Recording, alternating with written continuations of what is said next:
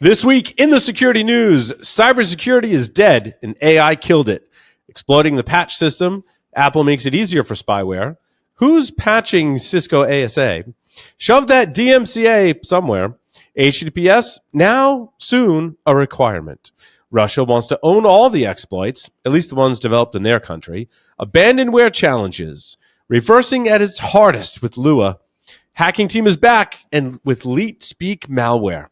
When you forgot to authenticate your API, jamming with cool tech, GoSpoof, and after 35 years, a solution to the CIA's crypto puzzle has been found, and not the way you think. All that and more on this episode of Paul's Security Weekly. This is a Security Weekly production for security professionals by security professionals. Please visit securityweekly.com/subscribe to subscribe to all the shows on our network. Broadcasting live from G-Unit Studios in Rhode Island, it's the show where exploits run wild, packets aren't the only things getting sniffed, and the cocktails flow steady. It's Paul's Security Weekly. Ransomware, supply chain attacks, 0 days. Cyber threats don't wait, and neither should your defenses. With ThreatLocker, you're not just reacting to threats, you're stopping them before they start.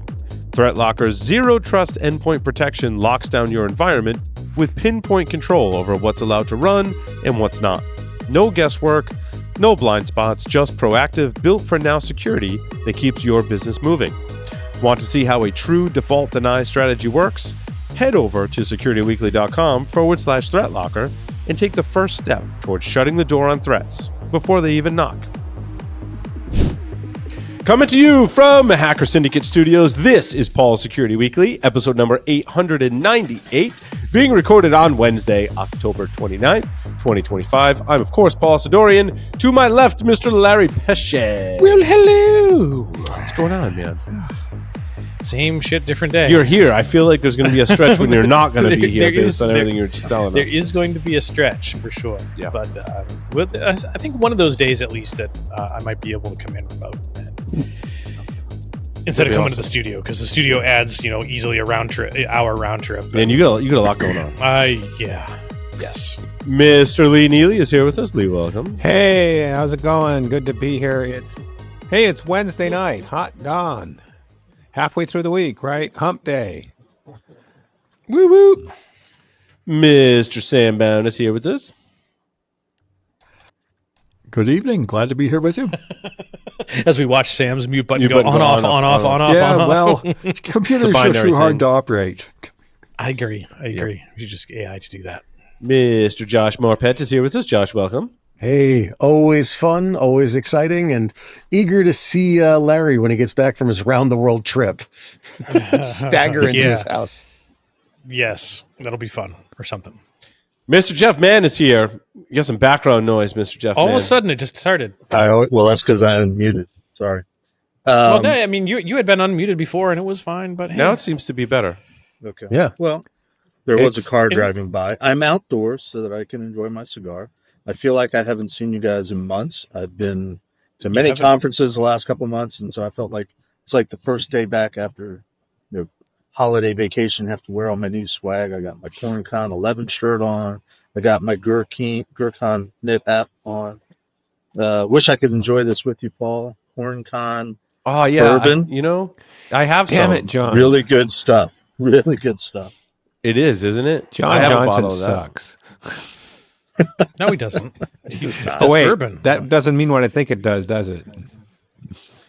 Yeah. One funny story I have to tell about CornCon. Win Schwartau was there and Lintau was there, and they were doing Hacker Jeopardy for the adults, but they are also doing Hacker Jeopardy Kids Edition. And they asked me as one of the OGs to come by and watch it. And it was a lot of fun. I don't see Win as being a kid person, but they seem to enjoy his shtick, if that's what you can call it. Everything was going fine, and I'm saying this on the adult version of Paul Security Weekly, until they got to the Daily Double, and all of a sudden the sign flashed up, Daily Double, don't fuck it up. I've never seen Lintile turn so red, or anybody turn as red as Lintile did. They had a fairly quick recovery, but I was actually witness to Lintile fucking it up. Hi, Aaron. Wow. He left some of the adult version stuff in the kids version. Yeah, didn't he forgot to edit out that one pesky thing. Everything else was don't mess it up. The kids Is anyone version. else having trouble hearing Jeff? Yep, he goes in and out. Yeah. Having trouble hearing you, buddy. It's always time for lube. There's always There's always time to adjust your audio. Yep, and Jeff, it wasn't like you were moving the microphone at all and moving back and forth, or maybe we're moving back and forth. But yeah, I was leaning back and forth a little bit. What's that's better, better. me leaning forward or me leaning back? forward. So I wonder are you if it's using the wrong actually. microphone? I wonder if it's actually going through your headset, though, Jeff. Let me double check. Can I switch that on the fly? I don't think so. Can you? No. I think once we start recording, you cannot. Yeah, I'll probably lock that one down. It says it's on it. What if I dropped and came back? No, I don't think that's going to do anything. Just Let's see how it goes. see how it goes. Move the mic close to your mouth. Josh, should we And we'll go stop with the that. drone we're flying over Jeff's house? You know, it'd probably be appropriate. He's probably going to get annoyed with us soon. So, I figured he had a weapon; he could take care of it. But well, look, if he it's doesn't, illegal we'll just now. drop the grenade. So it's no big deal. okay, So. no problem. Moving on. Where do we want to start with the 8 million news stories we have to cover in an hour and 54 minutes and 30 seconds? Well, we love talking about AI. How's AI going to solve all our security problems, eliminating the need for cybersecurity professionals?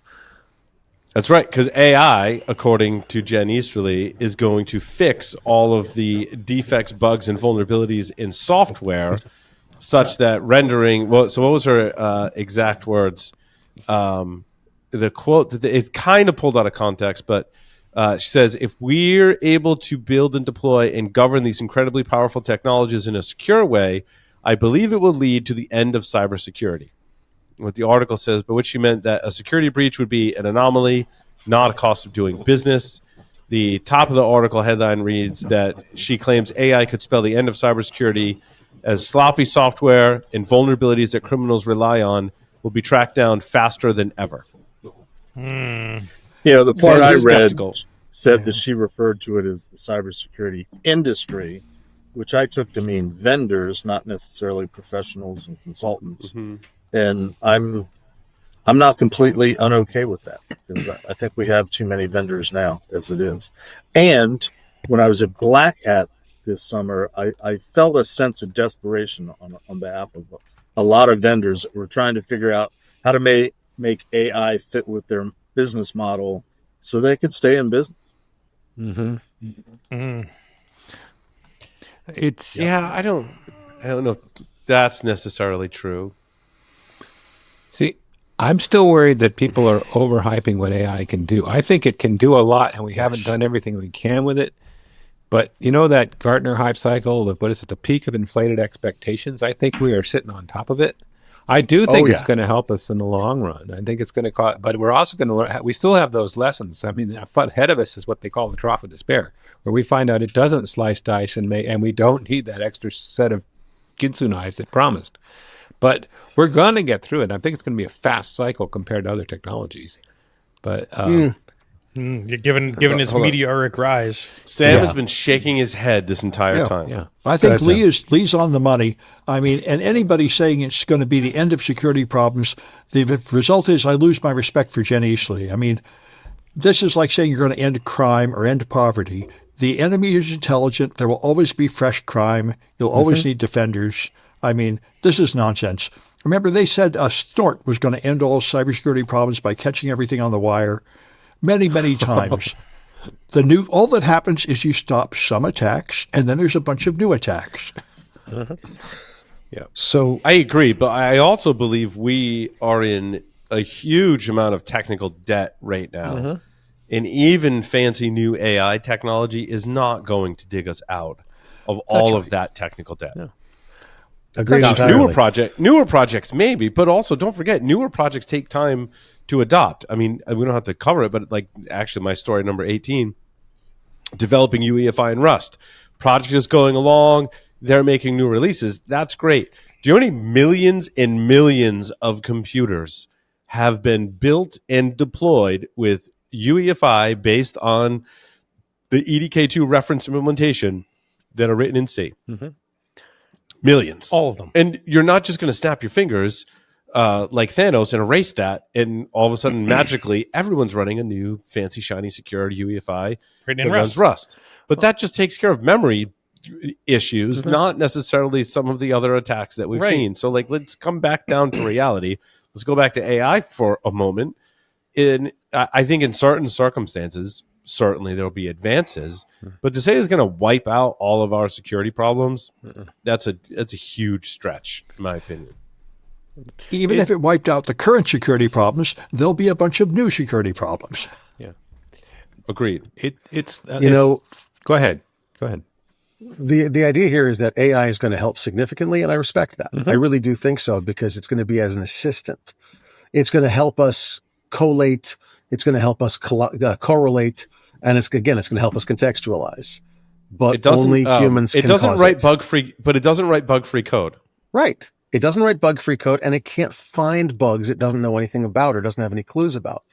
You look, when the original APTs came around and started doing low and slow attacks, you had humans that looked at logs and didn't see it because it was one ping every 6 days or whatever, or every day at 10:31 p.m. there were 5 packets that, 5 packets, what's the big deal? Well, yeah, over time it adds up. So shit changes. Everything remains the same, however. For sure. There's a part of me that hopes it'll give us some bandwidth to work on some of the stuff we've been kicking the can on. Things that we haven't been, because we're in the weeds in areas, and we need to, if you're at survival, you can't move up the hierarchy, right? So I'm hoping it can help us work on some other stuff that we haven't been able to get to. And like I said, I'm cautiously optimistic about AI. I mean, there's some really cool stuff it's doing. I know, and in certain areas, it's just taking names and kicking ass. It's cool. But the thing with AI, sorry, Lee, go ahead. Interrupt, but the thing about AI, though, there's a cost to running it. OpenAI, as an example, could open source its models that allow people to discover bugs in software. Now, it'd be interesting if that was ambiguous to any type of software or if it was specific languages. Let's just say it's C, and they open source all of it, and they give you all the models and they give you all the things. Where are you going to run that? OpenAI is going to not going to run it for everyone. A commercial company, OpenAI is going to, for free, the entire world can use these models to find bugs in code and it'll automatically fix them. There is a cost to doing that. Now, where I think the advances might come is OpenAI may go, if you apply for it, maybe your open source project, because it's so critical, can use this and it won't cost you anything, and they can help the world be a better place.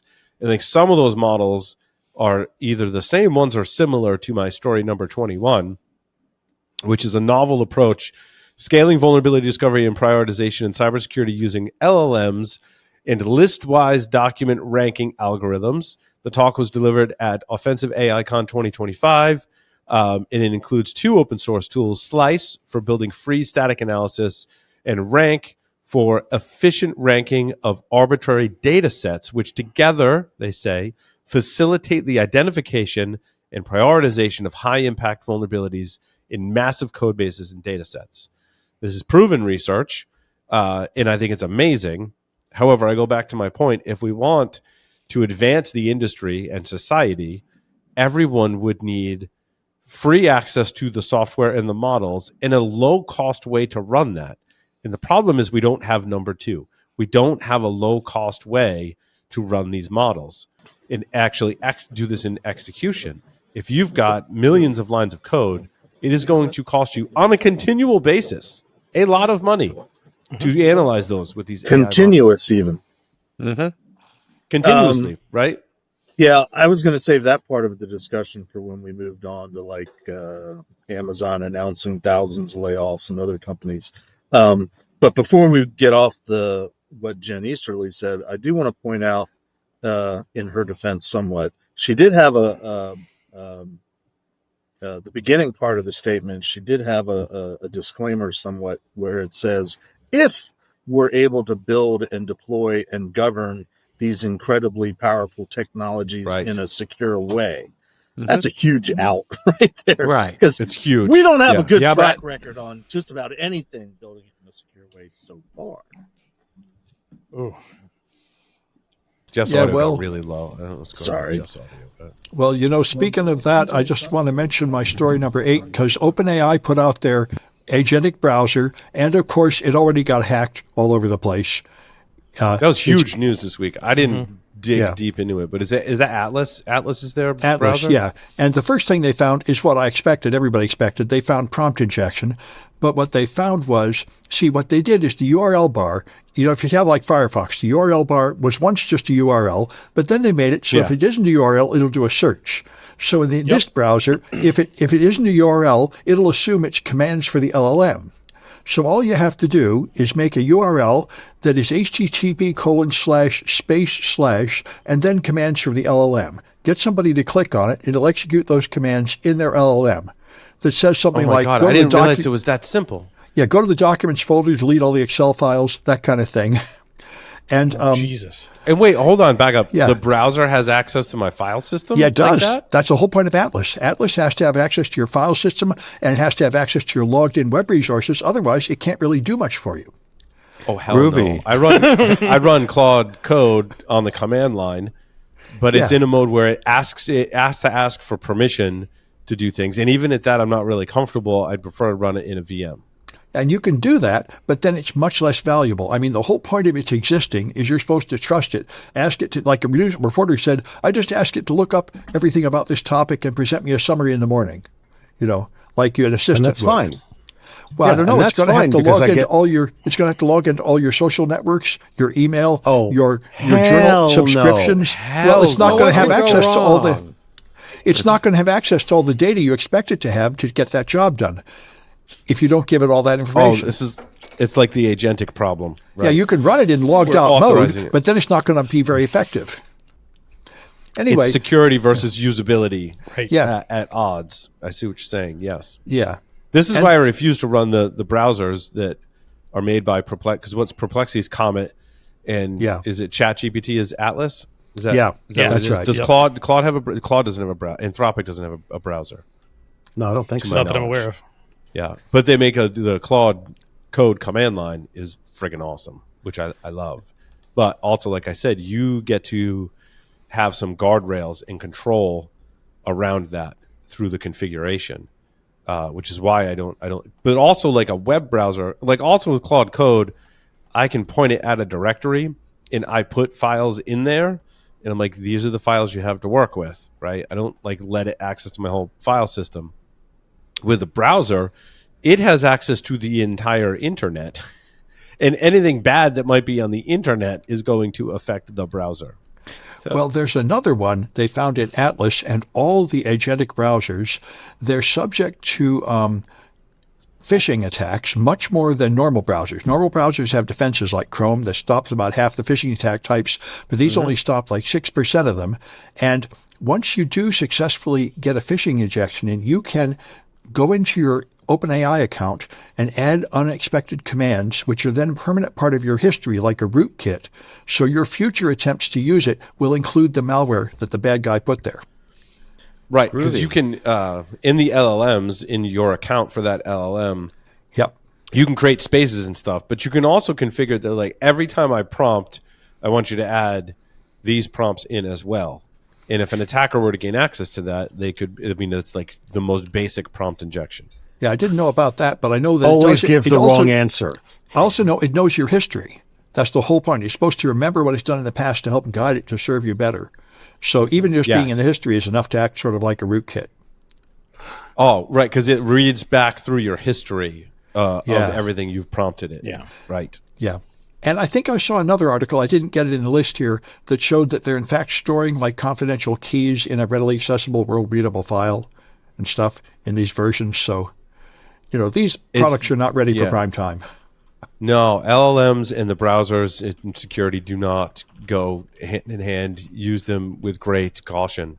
I mean, we all use them, but we have to use them in a more secure manner than what you would think. Well, I'm not using an agentic browser. Me neither. That's really asking for it. If I think like you, if Yeah. I was going to do that, I'd have to do it in a VM. Yeah. Agreed. Sandbox the snot out of that thing. But I don't like it having access to my accounts. This is a dangerous. Let's be clear, by the way. Remember that in the next few versions of Windows, you're not going to have a choice. That's right. Microsoft is slamming it in already. Windows Recall, what- is it? Yeah. Copilot. Oh, Recall, yeah, or Copilot. Yeah. Yeah. Recall No. is a feature, but Okay. well, But a Copilot feature. PCs, if you Feature, use bug, Windows, vulnerability, backdoor. That's all applicable. All the to same- all the Recall. same thing. All the same thing when we talk about Windows Recall. Can you but- can you guys hear me? Am I coming Yes. in? No, I can't hear you. Yes. I'd like to put out an open call to all hackers to find ways to reverse Copilot out of Microsoft. Pretty please. Yeah. Yeah. So is that what you're saying? So Copilot. What's the latest news on Copilot and how it will interact with Windows? Copilot, you mean the largest, greatest insider threat known to mankind? I'm sorry, what? Yeah, it's going to be built into Edge. It's already there, and they're going to just put it on your Windows 11 desktop, whether you like it or not, I think. Yes. But it's the recall. But wait, can I just uninstall Edge? Of course. I don't think you can. I don't think you really hard. can. I mean, you can. And I think it's going to be in the Windows anyway. So it's going to be there.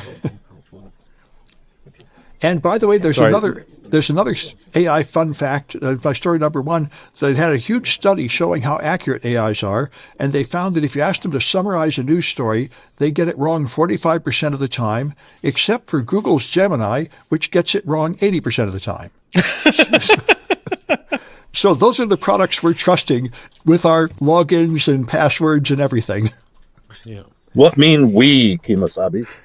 Whatever could go wrong. Yeah. You know, and so what we're gonna wind up with is a series of base steps that we're gonna, like when we used to all do certain things with hardening, right? Lockdown Copilot, lockdown, whatever. I mean, as far as I can tell, you can at least But do there is something no by logging it lockdown in. for Copilot. Well, you can log it in to your Microsoft account, so it's not using a an open account or something else. So it basically restricts where it can put its information and where it can get it.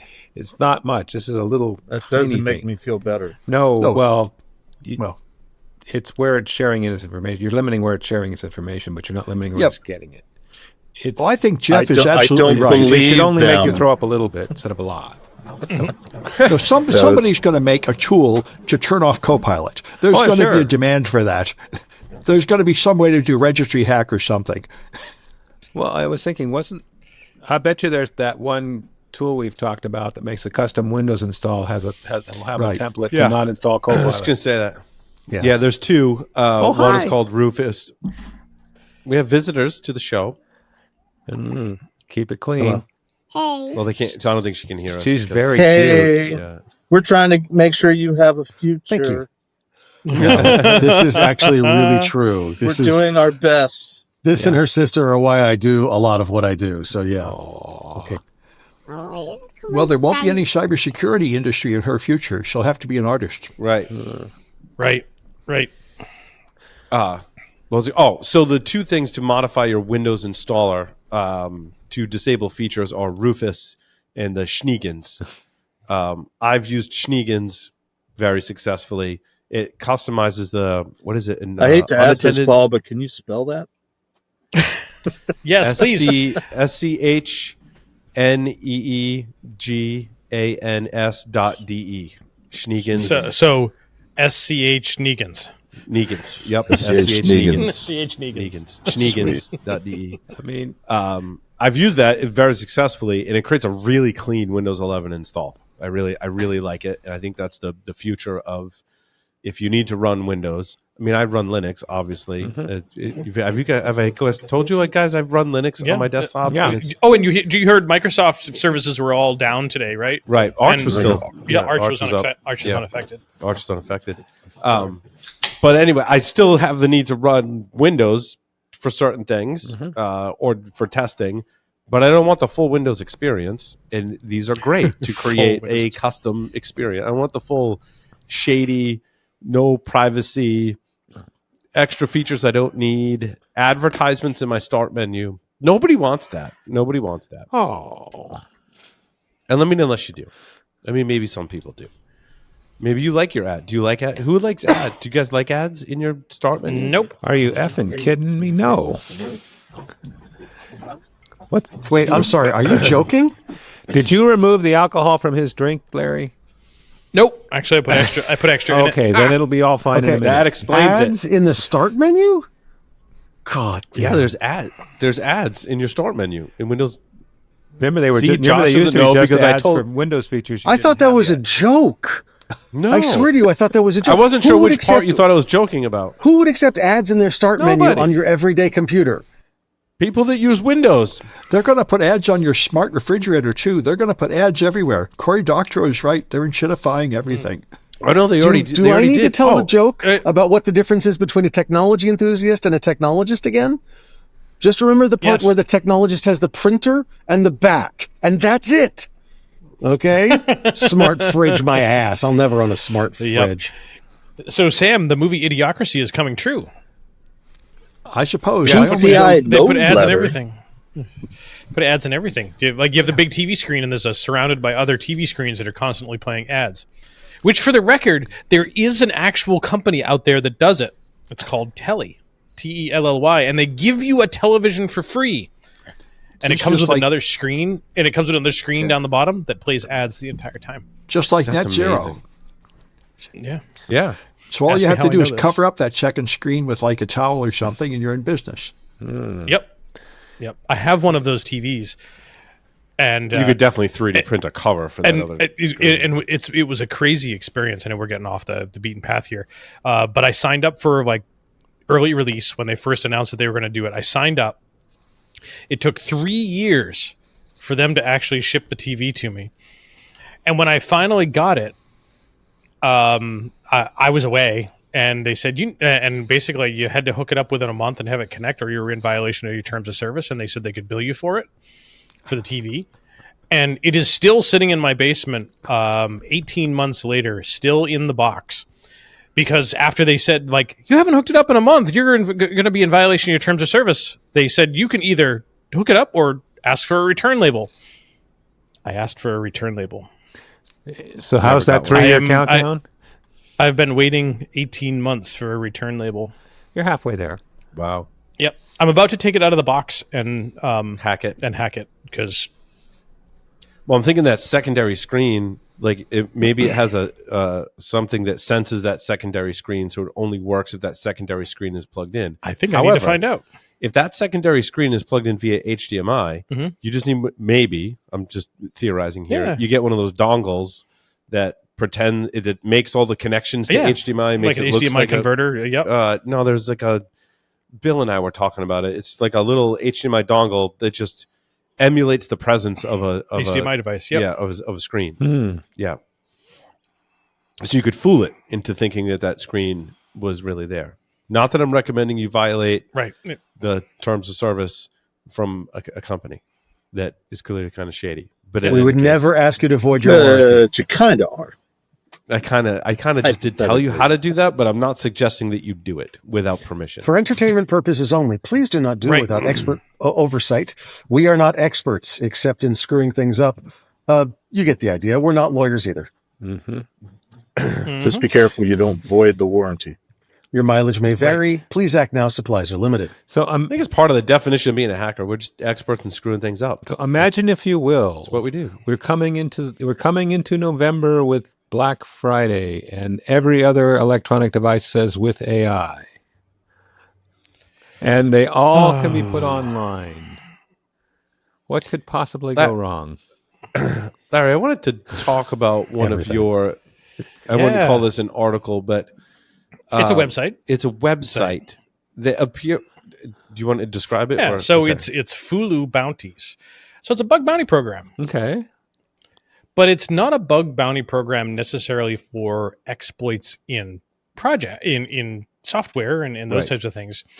It is bounties for folks to exploit products so that they can be used well beyond the manufacturer's lifetime, like an Shenanigans. like an end of life product that you can now continue to use. They're perfectly serviceable, and where the manufacturers decide, yeah, we're not going to make these anymore, and we're no longer going to support them, and or where they have ridiculous DRM. Might that and is include also operating potentially- systems, perchance? Maybe. Maybe. But one of the first ones on the list here is the Nest thermostat V1 and V2. Yeah, because those are no longer supported. They are but no- it seems to me this is a crowdsourced It is. bug bounty program, which was amazing to me. Yep. The concept that there exists this device that has been sold to X number of people, and a certain percentage of the population that purchases this device is frustrated with it, frustrated enough that they're willing to make a donation to a bug bounty, such that, like, if you hack the Samsung Family Hub refrigerator to get the ads out of there, there are so many people that are frustrated with it that the total bounty value is $11,498. Yep. So say if the grassroots We might have rock found and a rolls. candidate for disabling Copilot.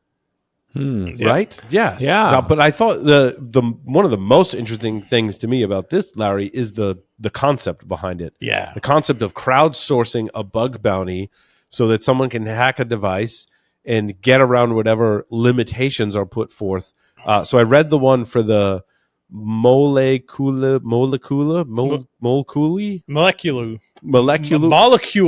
Oh, like Holy crap, that's awkward. molecule. Oh, it does say molecule with a K.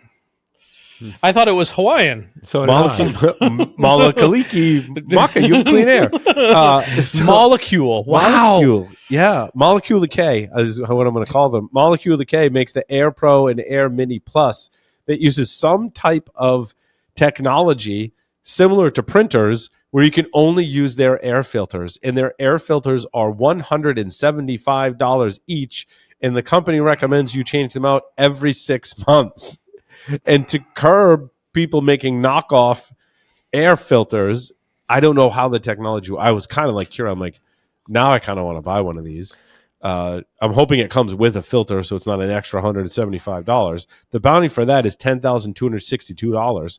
I'm like, so all I have to do is hack the firmware so that it ignores potentially maybe an NFC tag, RFID tag, or something inside of the thing to not recognize a counterfeit filter. You know, I'm flashing back to a couple of years ago when Tim Medine was on the road teaching, and he brought his K cups, and he got shut down by the DRM and the new Keurig at the time. Yes, He was pissed that he couldn't make his coffee.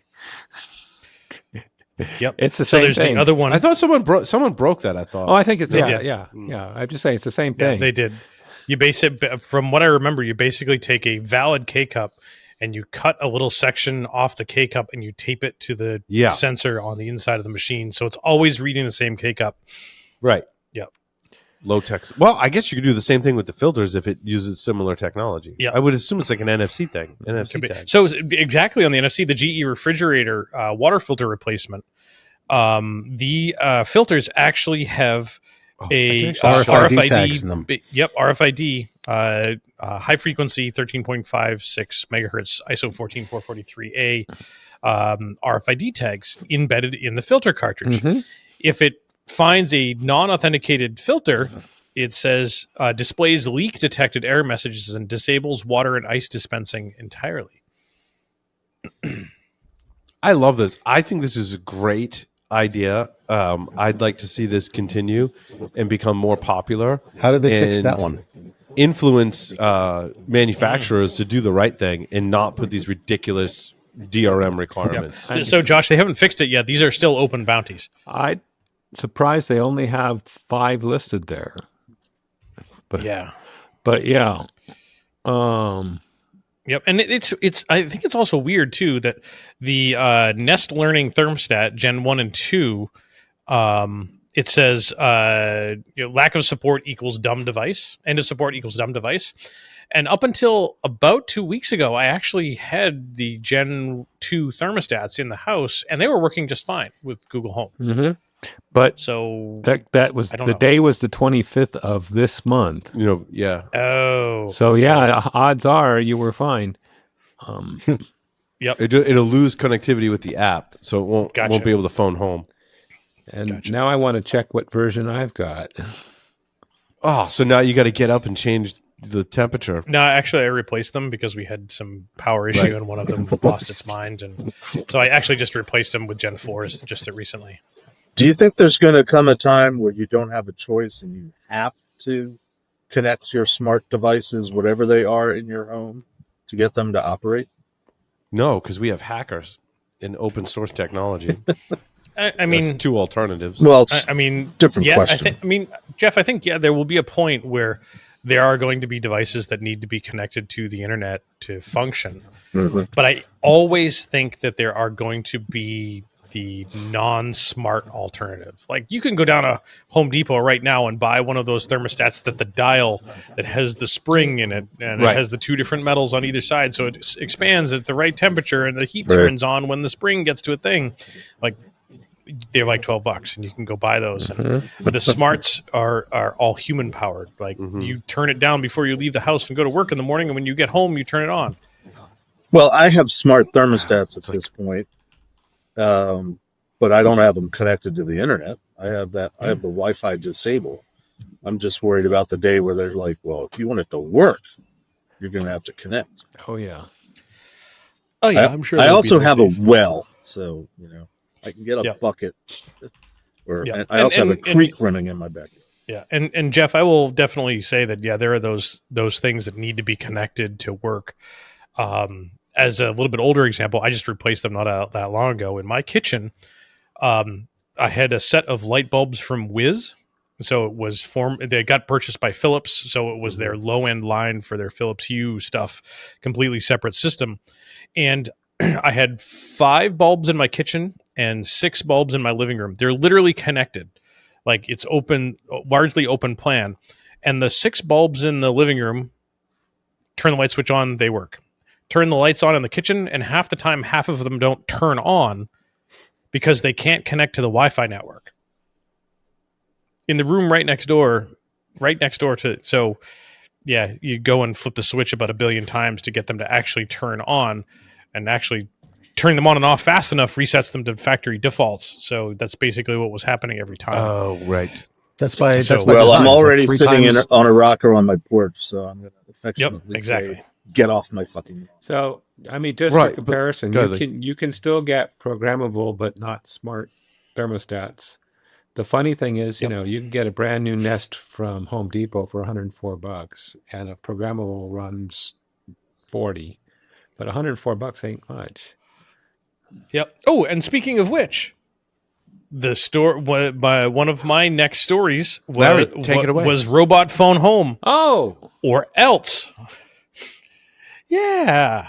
or else. So this one comes from Hackaday, Okay. and it was a gentleman that picked up a robotic vacuum. I don't remember which. I was just Which going to brand? wonder because I just bought some new robotic vacuums because But- they break a Yeah. lot. But I don't remember. iLife A11 smart vacuum. So turns out he connected it and did all the things, and then he found that it was phoning home to the mothership. So he blocked the phoning home to the mothership on his home router, so it couldn't connect outbound to wherever. And about a week later, it would stop working. It wouldn't do anything. So he sent it back to the manufacturer. The manufacturer looked at it, and it was working. And so they returned it to him.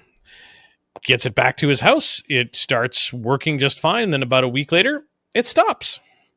Does that count as a logic bomb? Maybe. So yeah, turns out that this particular board, which is arguably one that is used in many of the robotic vacuums, when in this particular case, when it can't phone home for long enough, it basically sends you won't work.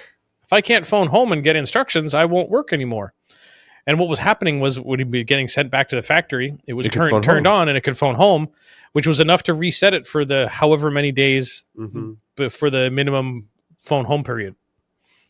So what you're basically telling me is that if I don't allow my robotic vacuum to send the floor plans of my house And the time that my people are active in the house, it's going to, and the Wi-Fi password, for God's sakes. Yeah, of course. It's going to turn off. Yeah. Correct. Yep. I don't allow my robotic vacuums to build a map of my home. Maybe they do that automatically, but I have the Shark ones, and that seems to be a separate feature. Like you have to do the mapping function. I'm like, you know what? I'm like, don't do that. That's what Don't they want you to believe. Maybe that's what they want me to. I have not done a packet capture and seen exactly what it's phoning home and sending, but now I kind of want to. We played with a robot vacuum, but it wasn't online. It was just, and it would basically just randomly bounce around until it, thought it was done. But yeah, I've had robotic. I have a long storied history of robotic vacuums. Well, I had some of the original Roombas And dogs, if I recall correctly. Yes, more than once, my robotic vacuums have run over dog poo. That has happened at least 3 to 4 times, and I know that because it's a very memorable experience. Hours.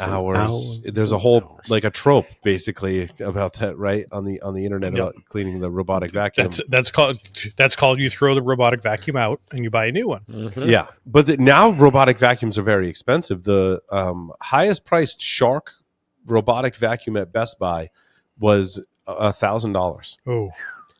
And they're very advanced now. So I got the $700 model because the other vacuum I had was a D-Bot, and I sent it out for repair. But also Best Buy is not as nice to deal with these higher-end robotic vacuums and maybe other higher-end items. You used to be able to, so I always had the warranty on these devices because they break all the time. Mm-hmm. They only last so long, and then they break. And then I'm like, do I want to rip this thing apart again? Or do I want to just, before my warranty expires, take it in and either get a credit or a new one? Something obsolescence. Yeah. So I took the D-Bot back in. Now, normally when I take it back in, they're just like, oh, it's broken. Yep, you have a warranty. And if they have that model, they're like, you can go get another one. Yep. Or whatever I paid for the device, or I think whatever they would, the last price they sold it at might have been what they based it on. They give me a Best Buy gift card. Mm-hmm. They're like, you can go buy whatever you want with it now. Like, you're good. You're covered on. You pay us for the total care. You're fine. But now you bring it to customer service. This is like a PSA for people with these robotic vacuums, because you should get a warranty on them because they will break. I have not had one that has not like lasted more than like maybe 5 years tops. So I brought it back into Best Buy, and customer service was like, you need to create a Geek Squad appointment. I'm like, what are you talking about? I have a warranty on this. They're like, nope, we don't carry this model anymore. You need to create a Geek Squad appointment. They need to assess it and they need to send it out, see if it can be repaired, or you can get a new one. Wow. I'm like, okay, fine. So I make a Geek Squad appointment. I go in. I'm like, here's the vacuum. I'm like, it didn't run over dog poo. Don't worry. Like, I know it's a little dirty, but it's not horrible. Like, it's got some dust and dog hair. It's a vacuum. It's a vacuum. And they're like, fine. So they sent it out. And then they contacted me like a week or two later. And they were like, oh, we couldn't repair it, which I totally think I could have repaired it based on what I researched online. But I'm like, I have a warranty. I'm not going to go through the trouble. So they're like, you need to create another Geek Squad appointment so that they can process the warranty claim and either give you a new one or a card. So now they make you, and I think it's because of fraud. It would be my guess. Yeah, I think it's because of fraud. They make you do 2 Geek Squad appointments. Now, I'm not committing fraud, so I'm like, well, I mean, Best Buy from the studio, I can throw a rock and hit Best Buy from the studio. So I was like, all right, it's fine. Like, I'm not inconveniencing myself too much. It's fine. I get to walk around Best Buy and do a little shopping maybe while I'm there. It's totally fine.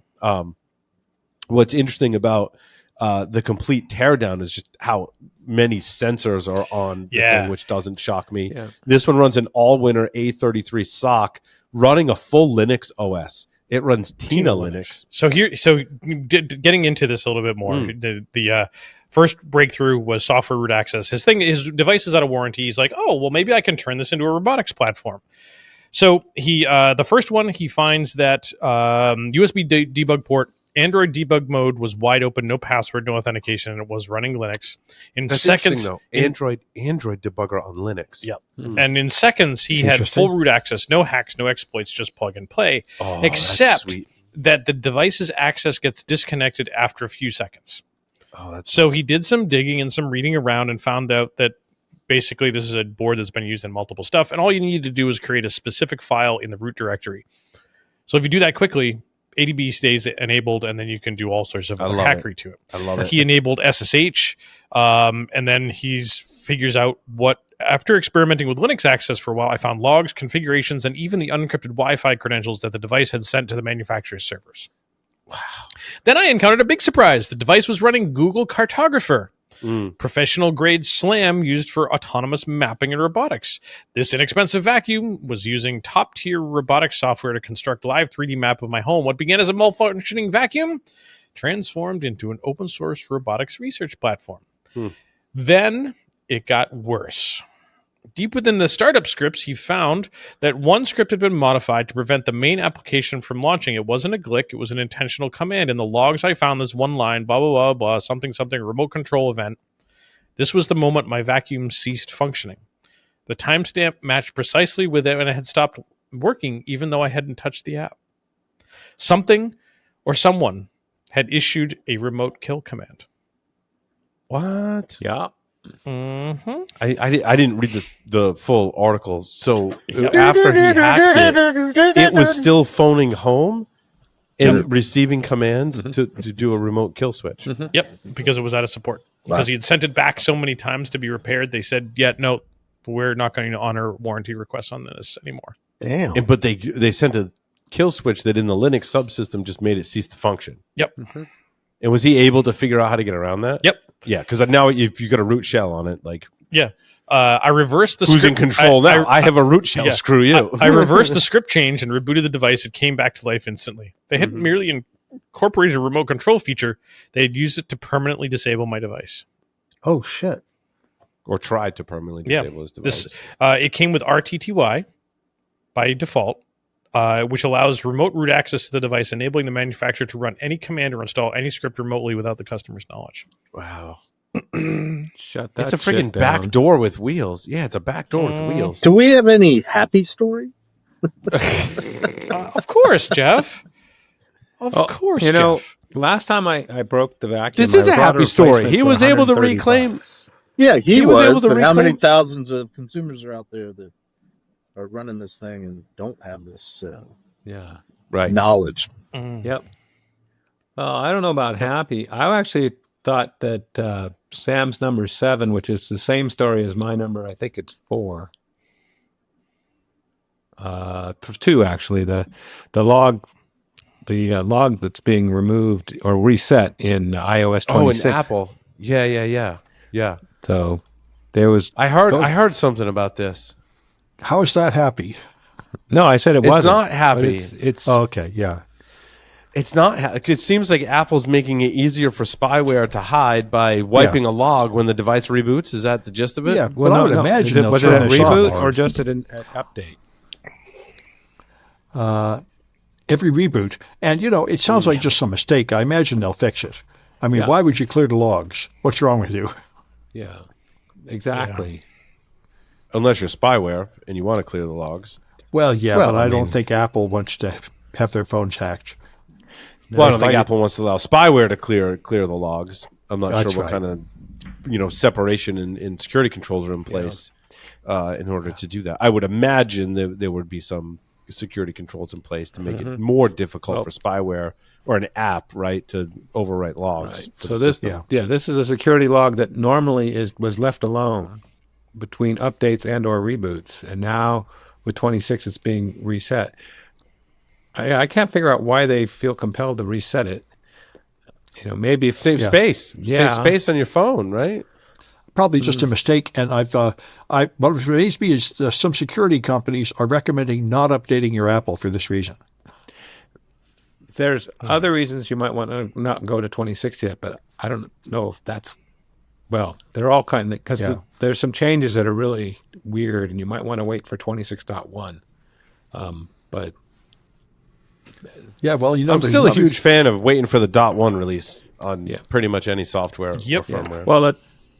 well, they already put one update out there, but Apple usually does a couple of small updates and then does their version .1, and that is in beta 4 right now. So another month or less. But still, people, if you're, providing, only thing we can do is submit bug reports to Apple so that they can potentially work on it. Well, I'm seeing more students with persistent infections on their iPhones, and it used to be that just Pegasus and the other one that starts with P that they mentioned here it cost $1 million and was only on people that were like prominent activists. Mm-hmm. But now ICE has purchased similar phone hacking software, and they've had it for a year, and they can just deploy it anywhere, like on protesters or companies that seem woke or anything. So I think we are. Yeah, but there's the new thing with a different name is what they have. Yeah. ICE has. And I think there's just a lot of this military type malware to take over iPhones. I think it's spreading more and more. Interesting. Making that log. I keep seeing Jeff with the Corn Con whiskey, and I want some. And he's I have very happy. And I'm thinking we all could use a shot after that story. It's good whiskey. So, Sam, when you say you're seeing students with persistent infections, what symptoms are you seeing? Oh, I have about 6 of them. Somebody's in all their cloud accounts. They're in their phone. Every time they bring a clean computer home, it just gets hacked and under remote control within a day. This tends to drive them nuts. And why are they targeting like your students? They come to talk to me about it because I'm a local security teacher under the foolish impression that I can help them. And what I've learned is that even setting them up on like secure Linux distributions like Tails doesn't really help much. And the main thing they have to do is use like public machines. But I have at least one student working with me now trying to improve her setup to try to get good networking. She lives with hackers upstairs that keep hacking into her. So, it's okay. If you have like a neighbor that's got it in for you, then they keep punching through all your stuff. Is that like hacker on the shelf? Yeah, that's it. On the shelf. Yeah. Hacker on the fire Can't escape. she just like not run Wi-Fi and just run some Ethernet cables everywhere and be good? Yeah, she tried that. Yeah, it's amazing. I've seen quite a few of them with the same story. They keep getting hacked over and over, even after they do all the defense measures I recommend. So I think there is powerful stuff out there. There's stalkerware you can just buy to infect somebody's phone. And there's all these semi-military weapons like Pegasus. And I think that stuff is leaking out and becoming more and more available to where, people have this stuff that is just really nasty that you can't stop. Yeah. And Sam, I think back to Paul's question, like, what is it that, why are your students being targeted? Right. Like, what is the... I'm assuming I'm assuming it's a random drive-by type of it's not the upstairs hacker neighbors. It's just something that they're actively doing and they're not doing good hygiene. No, I think the ones that come to me with this problem actually have a person, personally attacking them, which is probably why it keeps happening. Okay. They finally managed. They have some enemy who has like hacker skills. That has some kind of personal knowledge of the ex-boyfriend, girlfriend, or something like that. Interesting. Yeah. And as you know, if somebody was actually willing to invest the time to attack you directly, there's pretty much nothing you can do to stop it. Yep. So legally. Yeah. Right. Legal. So I was thinking about Paul and Josh when I tagged my number 9 story. That's their supply chain security and ransomware preventions. They're moving from beyond the simplistic "don't pay the ransom" to looking at your supply chain. And I stole a quote Paul made, which is, "The most dangerous vulnerabilities often hide in the components we trust the most," because it's spot on. And it comes down to think about your whole supply chain, not just third-party stuff, but also not just third-party services, but that thing sitting in front of you with all the blinky lights, right? What, blinky lights? Where? No. But it's often the components that you trust the most that you don't know. Yeah. That you trust the most. I mean, right? But it's an interesting distinction because you may interact with your operating system and or software and configure it and harden it in a certain way and go, I think I have this level of trust with it. But those components that live underneath that you don't even know that they're there unless you're looking for them, let alone updating them, that you do trust implicitly, but you don't know that you trust them. right? Like your TPM. How many your of you UEFI, trust your this? keyboard? I mean, it's Well, I have two of those. I have two of those drop keyboards, and they're my favorite keyboard. yeah. Oh, I'm think not in the whole picking wide on world. drop. I trust it, but Yeah. you know, keyboards are hooked up to now a USB-C, which is a pretty sophisticated interface. And sometimes some Keyboards run firmware. I had a story about that too. yeah, and you can upgrade and put new firmware in them, but we're not. I don't think we're ready for continuously monitoring those different bills of materials and then assessing how that impacts us, let alone at the business, let alone at home.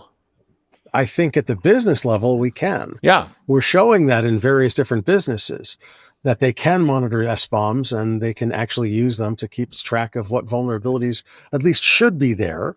And then using a vulnerability scan to scan for it. At the home, yeah, I get it. Right. Absolutely not. But if we built home firewalls to within, some sort of standard, it would do the exact same thing, because what do you have at your house? You probably have a smart fridge, because we know you, Lee, you're a technology enthusiast. So you have a smart fridge, you have a smart TV or several smart TVs, you've got laptops, you've got iPads and tablets, you've got phones. There's it's not a huge variety of hardware that you see at most homes, Larry aside. Okay, let's be clear on this. What devices are you referring to? I don't know. So the idea of building a firewall / home all-in-one device that can keep track of what's trying to call out, because it's all trying to call out for an update. Of course it is. And then pull down the SBOM from wherever it should be. Oh, look, we've got a Nest thermostat and an iPad and a this and a that. And okay, cool. Now I know where to call for the manufacturers.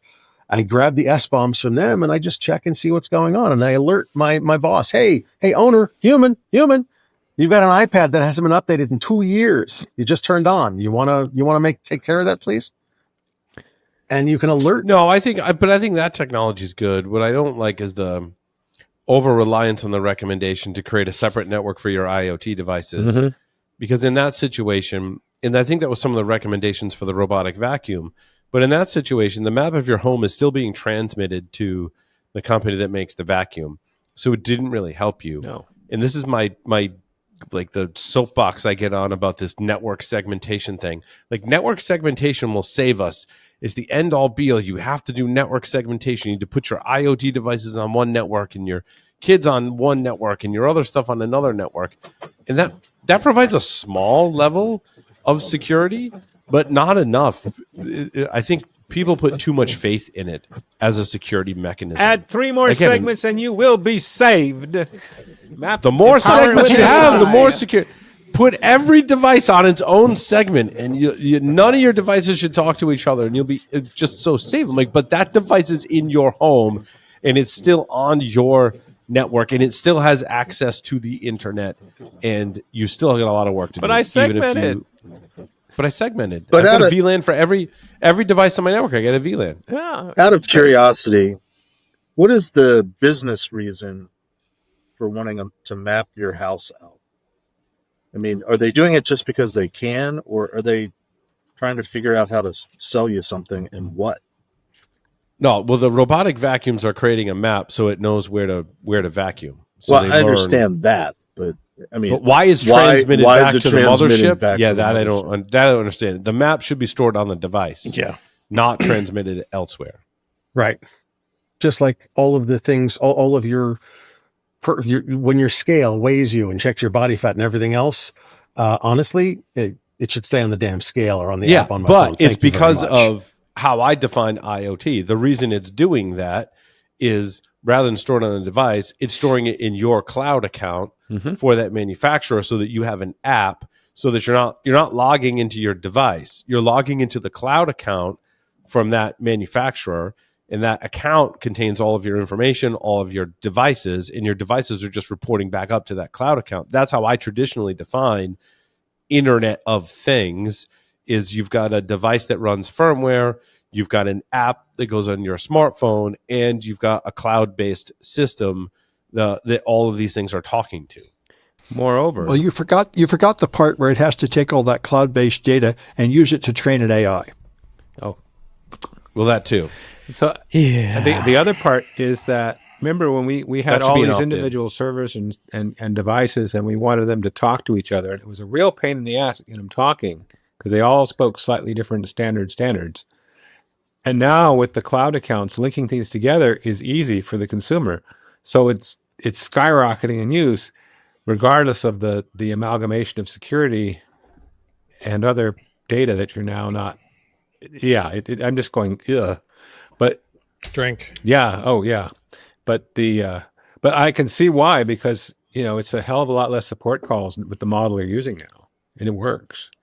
And the other part, it was hard. I don't know, Larry, you can speak to that, but yeah. Yeah. I mean that in a good way. Oh. You succeeded in doing the integrations. Well, I'm not sure that was the positive article I was looking No. It wasn't. I have some cool tech kind of articles. All right, let's do a cool Let's go for it. Number 25, Hackaday is announcing the 2025 Hackaday Super Conference Communicator Badge. This is just an awesome project. So the Super Conference Badge is open source hackable conference badge engineered to foster mesh networking and community interaction at SuperCon, which is Hackaday's conference. Its standout feature is a dense, custom-built hardware mesh network powered by an XX1262 LoRa module that enables badges to both listen and relay messages on chosen topic channels, creating IRC-like channels. It's got custom hardware, dome switch sheets, and a TC8418 I2C keyboard matrix multiplexer. Wow. I just am so happy I had the opportunity to say that on the show. It was so cool. I'm going to say it again. It sports a TC8418 I2C keyboard matrix multiplexer. Wow. It's an ESP32S3 microcontroller with 8 megabytes of PS RAM, 16 megs of flash. That has Wi-Fi, Bluetooth. It has other badge functions, as well as a unique LCD screen with a specialist driver and a bring your own antenna design for flexible radio experimentation. Hey, you'll be able to port Meshtastic to it. I hope so. Yeah. So I was one of the communities I'm in Discord, caught wind of this and was like, "Ooh, it's Meshtastic." The only place it will work is at the con. That said, I do want one, and then isn't it implied that full Meshtastic will eventually be ported to it? Yeah. And some folks are saying hard pass. It's like they went out of their way to build something not using Meshtastic or other similar competitors, just so they could say it's completely untested, I guess. That's annoying. Yeah, they developed their own software. From what I read, it was they used MicroPython as the base for it, which is one of the things that I wasn't thrilled about. I'm not a huge fan of MicroPython or Python interpreters running on ESP32 hardware. I think it's kind of wonky. It does seem kind of cool on this particular platform, but in general, I find it's kind of slow and a little clunky to do that. Although the ESP32 S3 with those specs is a really good microcontroller. It's a very performant microcontroller. Mm-hmm. Yep. Or there's one. Yeah, go ahead. Okay. Yeah. So at least Paul's happy with this article. Reading through some of the other Discord stuff, like one of the designers from Hackaday said, yeah, the ones pictured, early prototype. In general, once you leave the con, you can change it around some of the stuff so that you can get the full power. They intended to make it be extra low power, so it would only work in the con space. Right. But yeah, change around the resistors on the board. Yeah, you can change them. They're 0402 surface mount resistors, right? Like the absolute tiniest ones you can get. But it just sucks to solder. Yeah. Desoldering, I would imagine, be too hard, but resoldering is the problem. Yeah. Yep, exactly. Don't worry about it. The jokes are, is there as long as there's 0 ohm resistors, it's cool. It's just a solder blob, right? Mm-hmm. So then it would be really easy to replace, right? Oh, so you just take the resistor out and put a blob of solder on it, and then there's no resistor. Yeah, I gotcha. Right, and of course, you know why there's such thing as a 0 ohm resistors? More power? No, because pick and place machines can't place blobs of solder very well. Mm. And here I thought a 0 ohm resistor was also known as a jumper. It is. But a pick and place machine is like a machinery they use at the fabs to put small. It's a little robot that picks up the pieces and puts them where they need to go. Yeah. And those can't pick up blobs of solder. And then they wave solder. Well, right? They do it through hole. They dip the board in flux, and then they heat it up and put it on top of solder, so it just solders everything to the bottom of the board automatically. I saw a video on that. It is cool. I also like that pragmatic comment in the article. Or you could just hook this keyboard up to your next project that needs it. Yeah, or you could just write. Yeah, I mean, you could remove the resistors and then just write your own firmware for it. Yeah, I mean, as well. Create your own. Which, I mean, it's a bigger lift. Yeah, bigger lift. Oh, but somebody's going to do it. Yeah, I would love to hear how it goes. Port hopefully someone will port Meshtastic to it and just make it into I'm sure. Yeah. I mean, that radio is really standard. The SX1262 was a pretty standard LoRa radio. Yeah. I believe almost 99.9% sure it's already supported by Meshtastic. I know there's a bunch of people saying, "Oh, no way, dude." And there's somebody else saying, "Challenge accepted." I mean, come on. Yeah.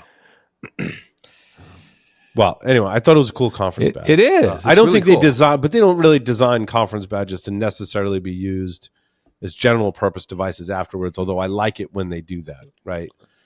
They end up being kind of oddly specific to have, because the thing with the SuperCon badge was it was kind of a game that it was like, how low of a power signal can I set it to and still be able to receive and transmit messages during the conference? I think was one of the challenges. So the other cool hardware thing I had there was a jammer. RF Clown V2 is an upgraded open source wireless tool built around the ESP32W and 32U. It has all kinds of fun stuff on there, battery powered, 3.3 volt regulators, and is intended to jam Wi-Fi, Bluetooth low energy, and Bluetooth. And it is all open source with documentation, code, and schematics all available on GitHub, so that you can't necessarily go purchase this device, but you could go fab your own stuff. Yeah. What is it? Is it PCB? There's a million. PCBWay is one. There's a couple other really good ones for like you submit the schematic and they'll build the board for you. And typically you can't buy one, right? You got to buy multiple of those boards, but you buy 3 or 5 or whatever. Yep. Like dirty PCBs and OSH Park and that type of stuff. You're typically submitting them board designs as opposed to the circuit diagram type of deal, the schematics. Oh, I got and having them build a board for you. Yeah, I've always wanted to do that kind of thing. Like, this might be a good one for me to test it out on. Like, I want to take the schematics and then go to a site and be like, I want you to go build this for me and buy a few of them. I think it'd be pretty cool. Yeah, PCBWay is probably your best bet for something like that. Gotcha. But it sounds like you got to be careful where you're playing with it, because it does work. Oh, yes. It works. It does work. Showed a demo. Also, this is not legal here in the... Jamming is illegal here in the U.S. RF jamming is illegal just about every place on the planet. Okay, so it's not just the U.S. that has laws against that. Pretty Correct. much any country frowns upon jamming. Yes. We won't ask Larry how he knows this. Jam on it. He's probably done research. He researched research. Yeah, there's largely equivalent laws just about everywhere on the planet for doing RF jamming. We called the printer Bob Marley because it's always jamming. Yep, exactly. I got Josh with that one. I knew I'd get at least one person. I was highly confident there was at least one person that, even if they heard that before, it would strike them as funny. Well, that's why I was singing the jam on. That's right. They should have called it RF Bob Marley because it's always jamming. You know what? I'm going to fab my own, and I'm going to have them silk screen on the board. This is RF Bob Marley. It's always jamming. Yep. FCC, we have nothing to do with this, just to be clear. I want to 3D print some like dreadlocks on my case to hang over, right? Yeah. Do it in what the Rastafarian colors. Yeah, dude. You were on to something. These would sell like hotcakes if we were to do that. Bob Marley themed RF jammers. Could you make them into antennas so that they're actually functional? Yeah, and then we would get arrested for selling them. I guess it's not illegal to sell them; it's illegal to use them. No, it is illegal to sell, import, manufacture. So how are they getting away with this? Because you have to go fab your own? Is that how they're getting away with it? I've got really interesting news for you. You know, you can buy them or similar things on Amazon, right?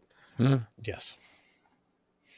which is hilarious because on Amazon bans things like flipper zeros, and there's some other like ridiculous crap that's banned on Amazon. Mm-hmm. But there's other shit on Amazon that you can buy that's seemingly more dangerous. Oh yeah, Go figure. So yep. It makes no sense. It was. I think we did a whole set. We did part of like a huge part of a segment we did a while back was talking about crap that was banned on Amazon or eBay and crap that wasn't. And like, yeah, the whole comparison. Yeah. It was funny. We were actually having this discussion at breakfast on Sunday about, I don't know how Orion, our youngest, got on the subject, but like, Dad, why are flipper zeros banned? Because they can be used to steal cars. Exactly, like because they can be used for doing bad things, but they're a toy. Like, I mean, they're not a toy; they're a tool. They're a tool to do things, right. And it makes people allowed to do things. And then she says, but they're evil. So I get why they're banned. I'm like, are they really evil? Like, it's a tool. It can be used for good purposes. It can be used for bad purposes. And I pulled out your analogy, the hammer. I said, you can go to Amazon and buy a hammer right now. A hammer is a tool. A hammer can be used to build houses. A hammer is a tool that can be used to smash your skull in. Do we ban hammers? Because they're evil, because they can be used to kill people. Ironically, we use the term ban hammer. Right. only silver hammers are banned. And a clue by 4. yeah, Is that because silver hammers can be used to kill Vampires. vampires? But only if you No, it's only an if you old did- Beatles song, Maxwell's Silver Hammer. oh, that's right. Does silver work on vampires or werewolves or both? Werewolves. Werewolves is silver. But you can Vampires use a is silver garlic. hammer to drive the stake through a vampire's heart, Right. I suppose. But because you need the stake through the... It's Halloween time, so this is very relevant to It the is very well. time frame. Yeah. And decapitation also is fairly effective. Is that based on personal experience with vampires and werewolves? I'm Lee? terrified. Could be. But on that happy note, Glomar response. I was wondering what Jeff thought of your story 35 about the solution to the Kryptos code. Oh, thank you. I wanted to make sure. Was that my story number 35? No. 19 after 35 years. Oh, No, thank after you. 35 years. Yep. Yeah. So after 35 years. Also, crap, Paul had 35 stories? No, he didn't. Almost. Yeah, only 30. I after wouldn't be 35 years, surprised. a solution to the CIA's Kryptos puzzle has been found. Jeff, give us the backstory here. Give us a little refresher, a TLDR on the CIA's Kryptos puzzle. I will try to do my best. An artist named Jim Sanborn was commissioned in the, I guess, late 80s to do a sculpture / statue in the courtyard of CIA headquarters. I happened to be there as a cryptanalysis intern from NSA. I was on a field trip. I want to say it was in 1991. And the thing was relatively new, and the tour guide was very proud to show it off. And us being cryptanalysis interns from NSA, Crippies, we were a little offended that the thing was at CIA, because what do they have to do with cryptography? So we took it upon ourselves to copy the cipher down. And if you haven't seen it, Google it. It's the bulk of it is this huge, I think it's a copper sort of sine wave. Oh, yeah. I can show Panel you. that's got lots of bring it up. letters carved out of it. I believe one square, it's sort of 4 squares. One square is a visionaire table, if I recall.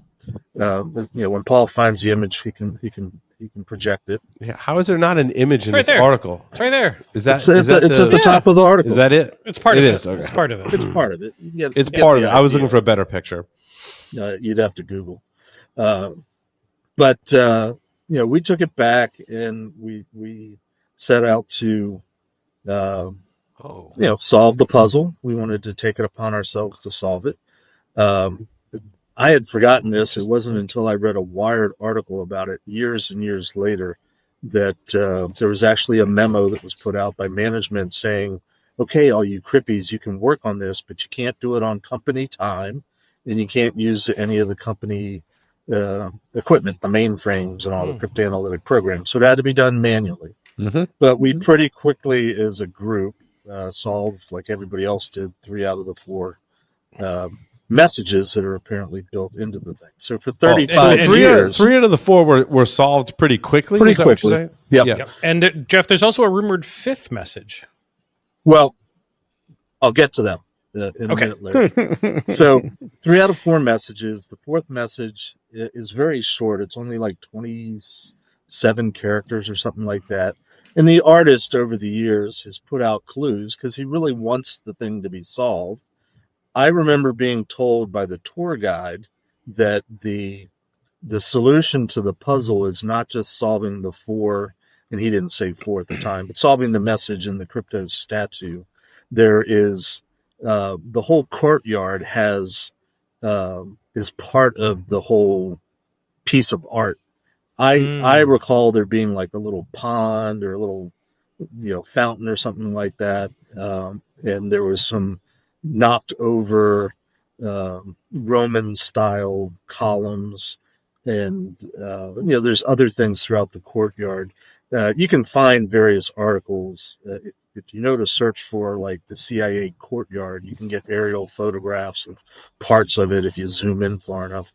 But we were always told, to your point, Larry, that solving the 4 messages within the statue are, in essence, are all a riddle that leads you to trying to figure out what the ultimate solution is, which requires you to have physical access and to be able to see the whole courtyard.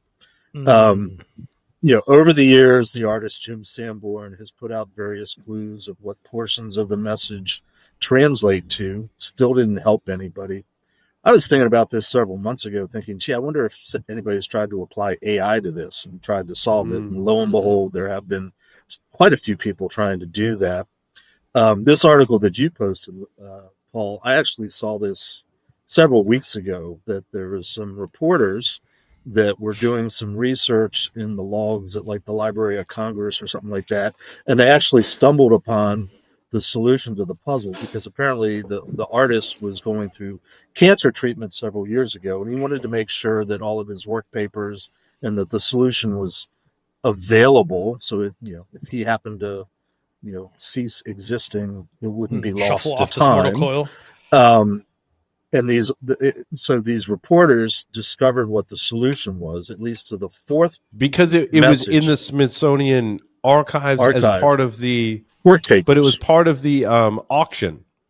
Well, so I think it's sort of independent. Maybe they were doing the research, but the artist has finally said, I'm going to auction off the solution, because, I don't know how old the guy is now. He's probably in his 80s, 35 years plus whatever.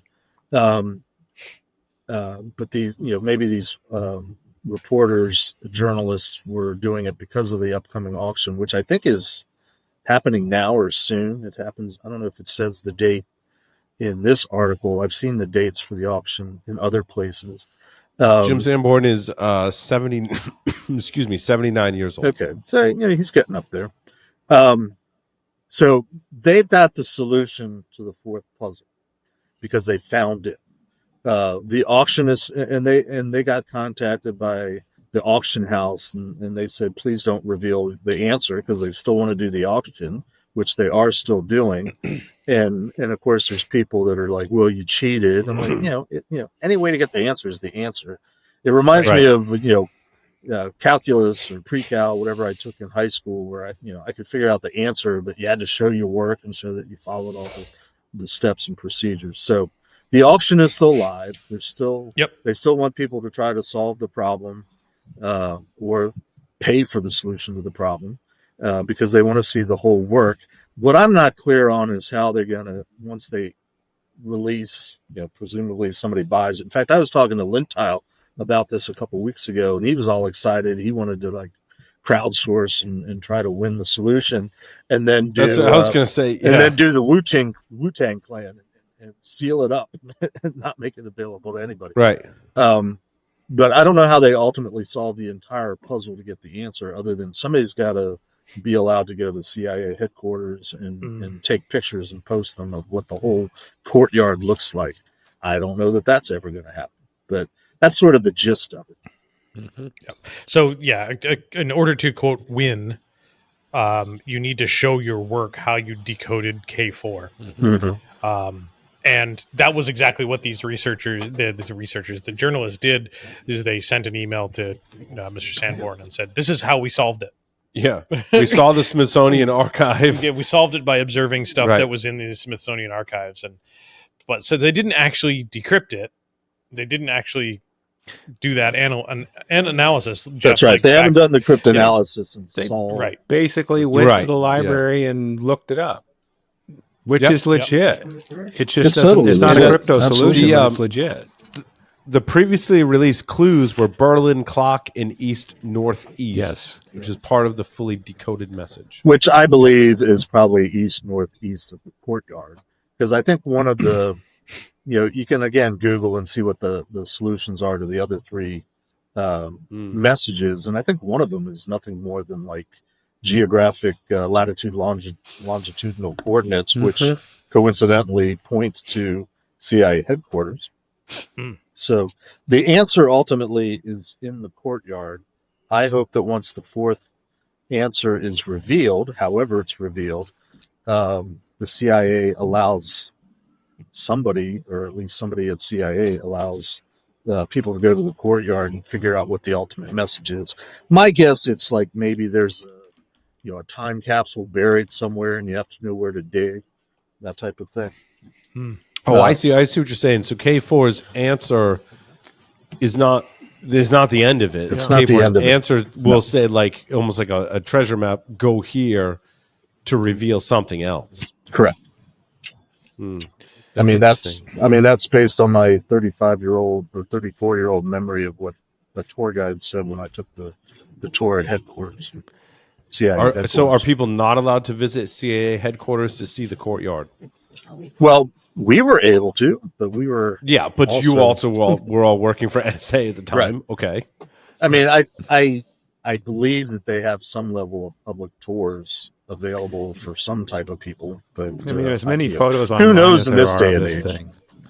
Yeah, but they probably confiscate all your stuff before you take the tour. Yeah, probably. So you can't take pictures. So, and here I was hoping, but there are pictures of the portions art of the piece. courtyard. Yeah. Well, Portions most of the pictures the I images see, that I found while you were talking, Jeff, I was kind of like searching around, and like so you can see like this is like the best image I could find. right? But you can see I don't see much of the other in all the other images, and I didn't do an exhaustive search, but all the other images that they came up were like this. I didn't see much of the other pieces of the courtyard. Yeah. Right. And I was looking into this several weeks ago. I was probably holed up in a hotel somewhere because I've been a lot of different places in the last 2 months. And I think I found a website. I'll have to try to find it again. That was sort of a compilation of everybody's efforts and everybody's pulling their clues together. Yeah. And I think there were some photographs in there of at least portions of the courtyard, because I think one of the other messages mentioned something about water. And there is certainly water, like a pond or a fountain or something that's part of the whole sculpture, part of the whole courtyard. So, I mean, that's maybe there's clues in the pond. If we just need to Maybe. go swimming in the pond at CIA headquarters. Let me know how that works. Well, out. maybe it's like national treasure, and it's just going to lead to Yeah. yet another clue, and then yet another clue. Yep. But, The one that I love, Paul, when you had that image up of Kryptos that you just had there, whatever browser image search you were looking for, when it was the one that you had that was a blown up version, it looks like there's highlighted text on the rock.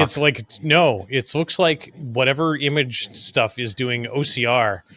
Oh yeah, and it could be. it is lighting up specific portions of. Well, if I remember, Oh yeah, no, it's thing. right. It's Google Lens. It's Google Google Lens. It put Google Lens on it. Yeah, I'm only seeing a and small even that version. one is backwards. yeah. Like open and translate. Flip Like, it what does around, that do? but I think the Visionaire table is based on the keyword Kryptos with a K.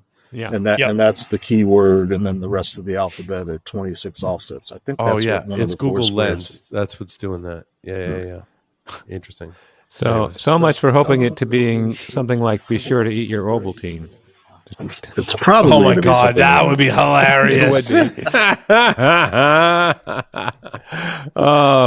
But Well, it doesn't really matter what the answer is, as long as you get the answer. There's an answer, right? yeah, no, I didn't show how you But got it. even if somebody's out there planning on bidding on the auction and wins the thing, you're still not done yet, and I'm not sure how you're going to negotiate getting the final answer. Kind of a segue Anyway. into, I don't know what you'd call cipher communications, if you will, but command and control channels. So the articles that I read were interesting for a number of reasons on this. So hacking team is back, right? So like, what do you do when you run an elite team that makes software and does work that allows people to spy on other people, and you call yourselves hacking team, but then you get hacked? What you do is you change your name, right? And so they changed their name to Memento Labs, which is now formerly Hacking Team. And they're back. There's been malware and campaigns attributed to this group. However, one of the methods that they're using, or software that they're using, is spyware that was termed Leet Agent, notable for its leetspeak C2 commands and built-in key logging, file stealing, and task execution capabilities. And it is obfuscated in Fastly.net infrastructure, but uses leetspeak. I thought that was... And it's neat. I don't know what. That's neat, right? It's leet. It's neat, leet. Leet, neat, leet, right? And depending on how they're doing it, if you're substituting, let's call leetspeak a character set, that could still be considered just a substitution system. Which I was hoping you were going to say substitution cipher, because that's hot. Well, yeah, substitution cipher. Not to be So I thought confused with code, which is completely different. I feel like you've talked about these types of things in your presentations, Jeff, because people often mix these terms together. Yes, I do. Maybe I'm a little bit anal retentive about it, but like somebody posted something in the last week about cracking passwords, and I'm like, okay, and they were saying you can do it one way, but then it also leads to something else. And I'm like, well, technically, you're not cracking a password. You're guessing the password, because Brute force guessing. You're brute forcing, which isn't technically a cryptanalytic attack. Brute force is always an option, unless you're using a one-time pad, in which case there is no solution. That's a different story. If you brute force a password while high on crack, is that cracking a password? If you have a plumber do it, I would. Oh, okay then. a plumber high on crack. A plumber password crack is the appropriate term. That's right. A plumber crack password? Yeah. Wait. We're just trying to get some smiles out of Jeff because, he wanted happy news. I did want happy news. I'm glad to see that the solution to Kryptos is finally going to be revealed. But again, I hope that. But we don't know that. We don't know that it will be revealed. True. It's going to be up for auction, but it could go the way of. Well, I think the journalists that Shaolin record that? What is the name of the Wu-Tang album that Way of the Shaolin? I think it's something like that. I read all about. I can't believe you don't. There was the know guy that bought it, Paul. and he streamed. He live streamed one song from the album. Once Upon a Time in Shaolin. Thank you. I couldn't think of it top of my head. I'm very disappointed that you don't have that committed to memory, Paul. It was bought by the douchebag. Martin Shkreli. Shkreli. It was a douchebag guy. Yep. The U.S. Department of Justice sold it to a corporate entity for more than $2 million. And they haven't released it. And then it was then sold to the non-fungible token collectors plus our DAO. Oh, no. Uh-huh. Oh, wait a minute. He's live streamed it on Twitter. Yes. Yep. Which then triggered a lawsuit from Plus Our DAO, who began selling partial ownership of the album as an NFT. That's just good old American capitalism right there. Yeah. Yep. Love it. Oh, boy. Yeah. Oh, wow. Method Man said that they weren't told it was a Wu-Tang album, and that the single copy thing wasn't told to them either. No, he said that. I remember seeing an interview with Method Man, because I've watched Method Man's interviews because I'm a huge fan.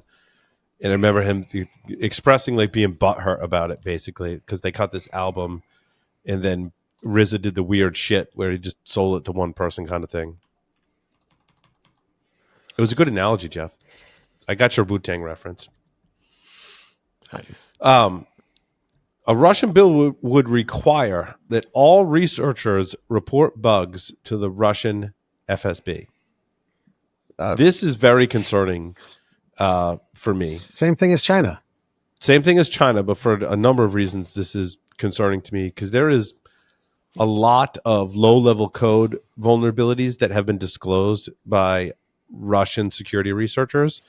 And so in my role in capacity at Eclipsium, I've had to research the kind of lineage and related security research to like low-level security things that have to do with CPU microcode and Intel's protection technologies for BIOS tampering, BootGuard, Intel BootGuard. And it's I found it interesting. Like when I did that, I went back to my team and I'm like, why is a lot of this research traced back to Russian security researchers? And there's like this thing where Russian security researchers like really get involved in low level stuff. Like I don't have a great explanation, but they do. And it actually continues to this day. If you look at PT Security is a Russian-based firm still doing security research today, you can attribute a lot of findings about, again, breaking CPU microcode and other things to these researchers. And if this bill passes, that means that all research, including ones that are very low level in these systems, also like Intel's management engine, I want to say I trace back some of that research to them as well, would be purview to the Russian government before it's released publicly. Mm-hmm. And that is concerning to me. And I'm not saying the Chinese aren't doing the same kind of research. I'm just saying what I've observed through my lens. I was like, wow, that's kind of interesting how a lot of this research in things like UEFI and really low-level systems trace back to Russian researchers. How come the U.S. hasn't done the same thing? I'm sure they have, and maybe they just hide it better. Well, and they have. When we CIA leaked toolkits, it was kind of similar low-level kind of stuff. So, yeah, we do. We just, I think, hide it better. Be my guess. Am I the only one concerned about this? No. No, I mean, you're not. I mean, it's crazy. But, yeah, I mean, great way to weaponize it for the military, given the way things are going in the world right now. So it's kind of terrifying. All right, moving right along. Yeah. None of this happy stuff, right? No, let's keep it going. Any other happy articles? I don't have anything happy, Jeff. We're all out of happy. We're all out of happy. WSUS remote code execution. This is not happy. This is a pretty heinous RCE. CVE 2025-59287. Critical remote code execution vulnerability in Microsoft Windows Server Update Services, commonly known as WSUS, which I thought was actually deprecated, but it is not, which is interesting. Yeah, but that's interesting. It is caused by the unsafe deserialization of data from an encrypted authorization cookie sent to the get cookie endpoint. Attackers can craft malicious data, encrypt it to match what the server expects, submit it as a request. The server decrypts it, deserializes it, and then processes it as a payload.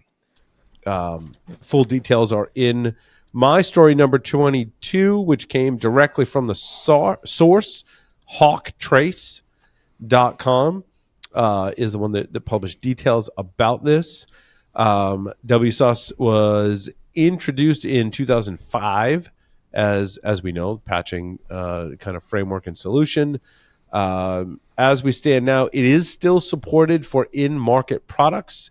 However, Microsoft ended new development starting with Windows Server 2025. What year did you say WSUS came out? 2005. Mm-hmm. Why do you open-ended question. Why did Microsoft land on a 30-day or once a month patch cycle? It was for their customers Duh. to not be overwhelmed with a deluge of patches that happen all the time. So I'm not they going to decided accept that roll those answer. up. I'm looking for more. Why do we have Patch Tuesday, second Tuesday of every month? Why a monthly cycle and not a quarterly cycle, or every 6 months, or every week? Why did he I think don't know. they You have landed to ask on Microsoft. I thought it was for their customers because they wanted their customers to be happy. I will submit to the group that there was a certain standard that was released in 2004 that required clients, organizations to install critical security patches within 30 days of release. Want to take a guess at what standard it was? Oh, Ooh. Is it 3 letters? Is it 3 Yes, letters it's 3 beginning letters. with a P and a Begins C in with the a P. middle and an I at the end? There you go. You're welcome. Followed by a hyphen and a DSS. And we after haven't even that. said it yet. So yes, go. Which number, Jeff? Which number? Which version? 1.0. Okay. Really? That's the original? The original is 1.0. It was released in October of 2004. Now, prior to that, there were other, every card brand had its own version of the standard. PCI was actually originally first published by Visa in 2004. It became the standard collectively in 2006. That's when the brands got together and launched an independent body called the Security Air Standards quotes. Council. Jeff is making air quotes. Air with his quotes, fingers. Air quotes. independent. Independent. Well, I don't know that I've that's actually- the answer, but I strongly suspect that that's the answer. I've actually got a happy story. I just don't like it much, probably for that reason. But my number 11 says company called Covware analyzed it, and they claim the number of people paying ransomware has gone down. And now only 23% of the companies pay the ransomware, and the amount they pay has gone down. So, and they attribute this to the following outrageous cause. They say large enterprises have revised their payment policies and recognized that these funds are better spent on strengthening defenses against future attacks. So, that would be nice, but that sounds impossibly too good to me. No, Yeah. that sounds like, we suffered a breach and they're asking for a ransom. And they're like, you know what? We're not going to pay the ransom. That $1 million, I'm just picking an arbitrary number, we'd be better off spending that on cybersecurity now because we suffered a breach. Dude, that doesn't sound like shit that's happening in a boardroom today. Even better. We'd be better spending that $1 million on cybersecurity 6 months ago. Yeah. Right. We'd be better spending that money now in the past. More likely, attackers have moved to info stealers and gone, this ransomware thing, like it's a crapshoot if people are going to pay. So screw that. We're just going to steal all of your stuff, and then we're just going to go sell it directly and not care about doing the negotiation with you, where we could end up with nothing. So info steal, I feel, and you can check me on this, I feel like info stealers are on the uptick and ransomware maybe on the decline. That is just my gut feeling. I haven't done the market research on that, but I know info stealers are. We talked with, what was his name from the former sponsor, whatever it was, or sponsor now. What is the Flashpoint research? We talk about info stealers. Mm-hmm. That's kind of the gist I was getting. From him. Well, since you mentioned that, my stories 5 and 6 are about that. The huge Collins Aerospace hack that brought down the airlines in Europe was from FTP credentials stolen by an info stealer in 2022 and not changed. That's how they got in to bring down the company. And the people that figured that out. What kind of credentials did you say, sir? FTP, which I think they really mean SSH. But anyway. No. But I think they mean FTP. Well, they probably mean FTP. I hope not. But anyway, we're trying to make you down with FTP. We're down with FTP. But the company that reported that is Hudson Rock, and that's my number 6. I didn't know about this company. They have a free tool that will let you see if info stealers have leaked out any information from your domain. And then I wondered how they got the data, and I searched for it. And most people seem to say the way they get it is they buy it from the criminals on Telegram channels. So So they're actually buying data from criminals and then using it to warn people, which is a interesting ethical situation. Oh, so the good guys are buying the stolen data from the bad guys and then tipping everybody. It's like off. Robin Hood. Yeah, it's like that, but not what also really. Not really Robin Hood. Never you mind. could say not it's an Robin Hood. awesome kind of threat intelligence. I wonder because they said it was stolen in 2022, and I said, well, is it published publicly? And they just didn't know, or how do you know it was stolen in 2022? And this apparently is how. So if you subscribe to Hudson Rock, they will give you access to all that data they've obtained somehow. So if Robin Hood was stealing from the rich to feed the poor, this would be stealing from the thieves to feed the rich. It almost sounds more like the subplot to the best hacker movie ever, Sneakers. You mean hackers? I said sneakers. That would imply when you that say sneakers, I just hear hackers. I don't know. When hackers, you're implying that hackers actually had a plot. Oh, it did have a plot. Hackers had a plot.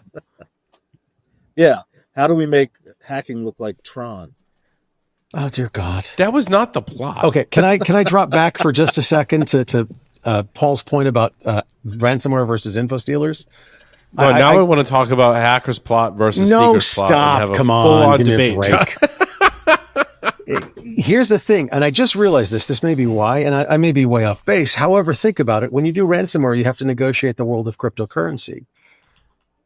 You have to get crypto. You have to figure out how to take crypto from a known bad wallet, how to, transfer it. You lose money at every iteration of this process. You think, but do you think crypto in your description, Josh, and I want to hone in on that. I don't mean to interrupt, but I want to hone in on this. I think is a great point. That crypto was kind of like a bell curve, right? Like we didn't have crypto. Yeah. So the means for attackers to collect payments as anonymously as they could, and as off grid, if you will, as they could, was zero, let's say, close to zero. Then we had other kinds of technologies where I don't remember what they were. There was names for them. But then cryptocurrency came out, and then attackers had this great way for quite some time to collect payments. But then as technology advanced, we were able to investigate and follow the money, follow that cryptocurrency. So now it's kind of on the down slope of being able to use it effectively, effectively, and slide under the radar as best I can, collect payment. So now threat actors are like, well, shit, now what do we do? Well, we can break in and we can steal stuff. So let's just steal the stuff and sell it rather than try and collect a ransom. Mm-hmm. That's where I think we're at. That's exactly where I think we're at. And because it's harder and harder to use cryptocurrency because we've gotten more sophisticated about tracking, about marking as bad, about going after people, etc.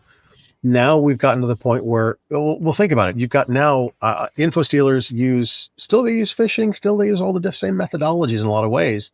But instead of doing a download that performs ransomware, I'm going to do an info stealer and steal your banking login. Then I'm not going to use it. I'm going to sell it to somebody else for dollars or rubles or whatever the hell I'm selling it for. And they're going to use it. That provides a separation between my incursion and your exploitation. I don't make as much, but I have much less risk. And so now I've got dollars and I can go spend my dollars. I don't, it's no big deal. Right. And then when you go steal from me, you've got my bank details. You're going to steal my bank account. You're going to steal all the money out of my bank account. But they still could be using cryptocurrency, right? They still could be, but it's much easier. I implement an info stealer. I steal a bunch of stuff. I sell it to another criminal, and they pay me in cryptocurrency. And that's fine because no one's really tracking that because it didn't initiate from a victim of ransomware. Right. You can still use cryptocurrency for an intercriminal medium.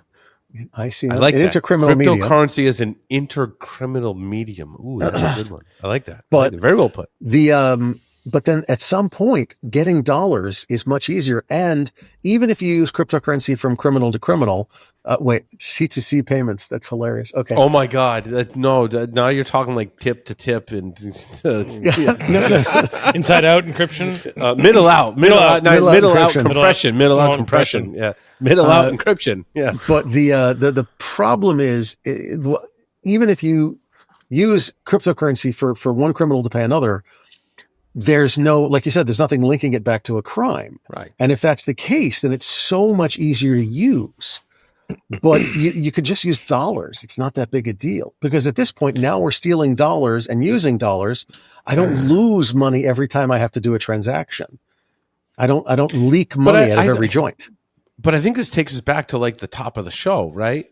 Where Sam was like, look, you can't, you can solve potentially a bunch of problems with AI, but you're not going to solve all the problems. Mm-hmm. And also the threat actors are going to come up with new things. Like, and this is exactly what we're talking about, right? Like, threat actors used to break into a place like Jeff, remember before PCI, threat actors were like, oh, I'll just break in this place and I'll steal all the credit cards. Yep. Then we came in with PCI and people started to protect cardholder data. So the attackers pivoted to something else. Well, they didn't and we've protect got this whole lineage. They largely got rid of.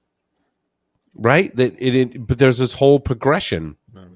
And now we're talking about the progression from ransomware to info stealers is the next wave of criminals are going to do criminal things. Yeah, right. And we're going to try and thwart that. But as soon as we do, they're going to pivot because criminals are going to do they're going to commit crime. Build a better mouse. We'll build a better mousetrap. Right. I mean, build a better mousetrap. We'll build a better mouse.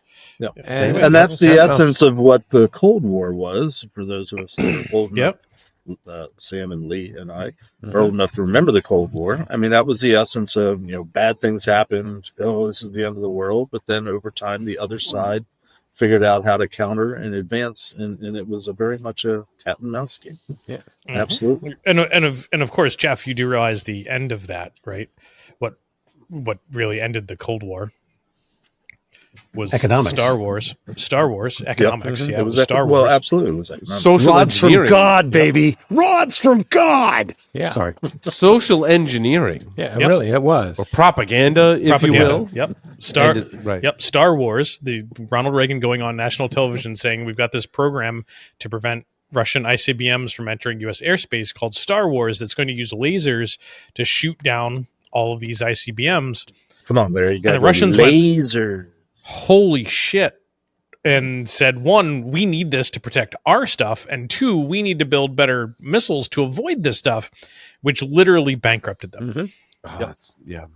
And some of us know personally and personally for our remote folks, the gentleman that came up with that information campaign. Oh, who was it? Stephen Northcott. Yes. No. Yep.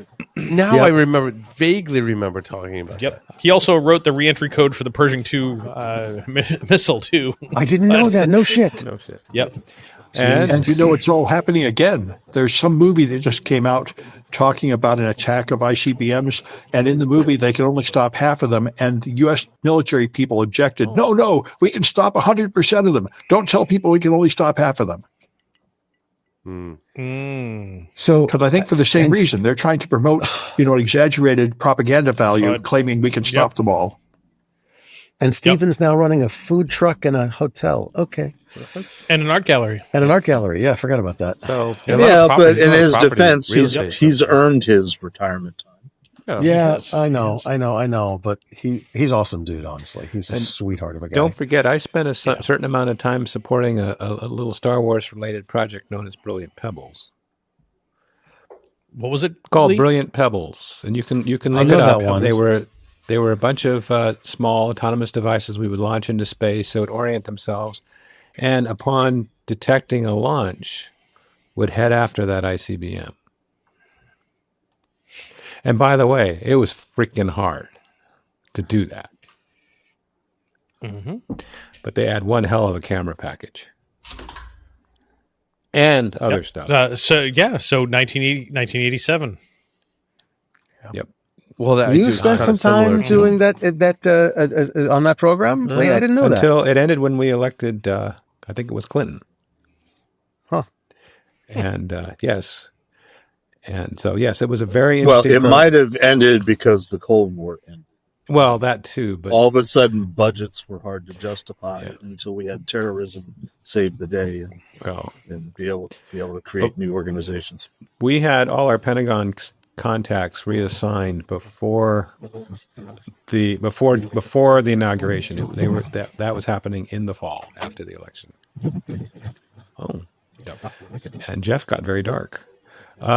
So But anyway, it was a really neat project, and hit the wrong mute. Sorry.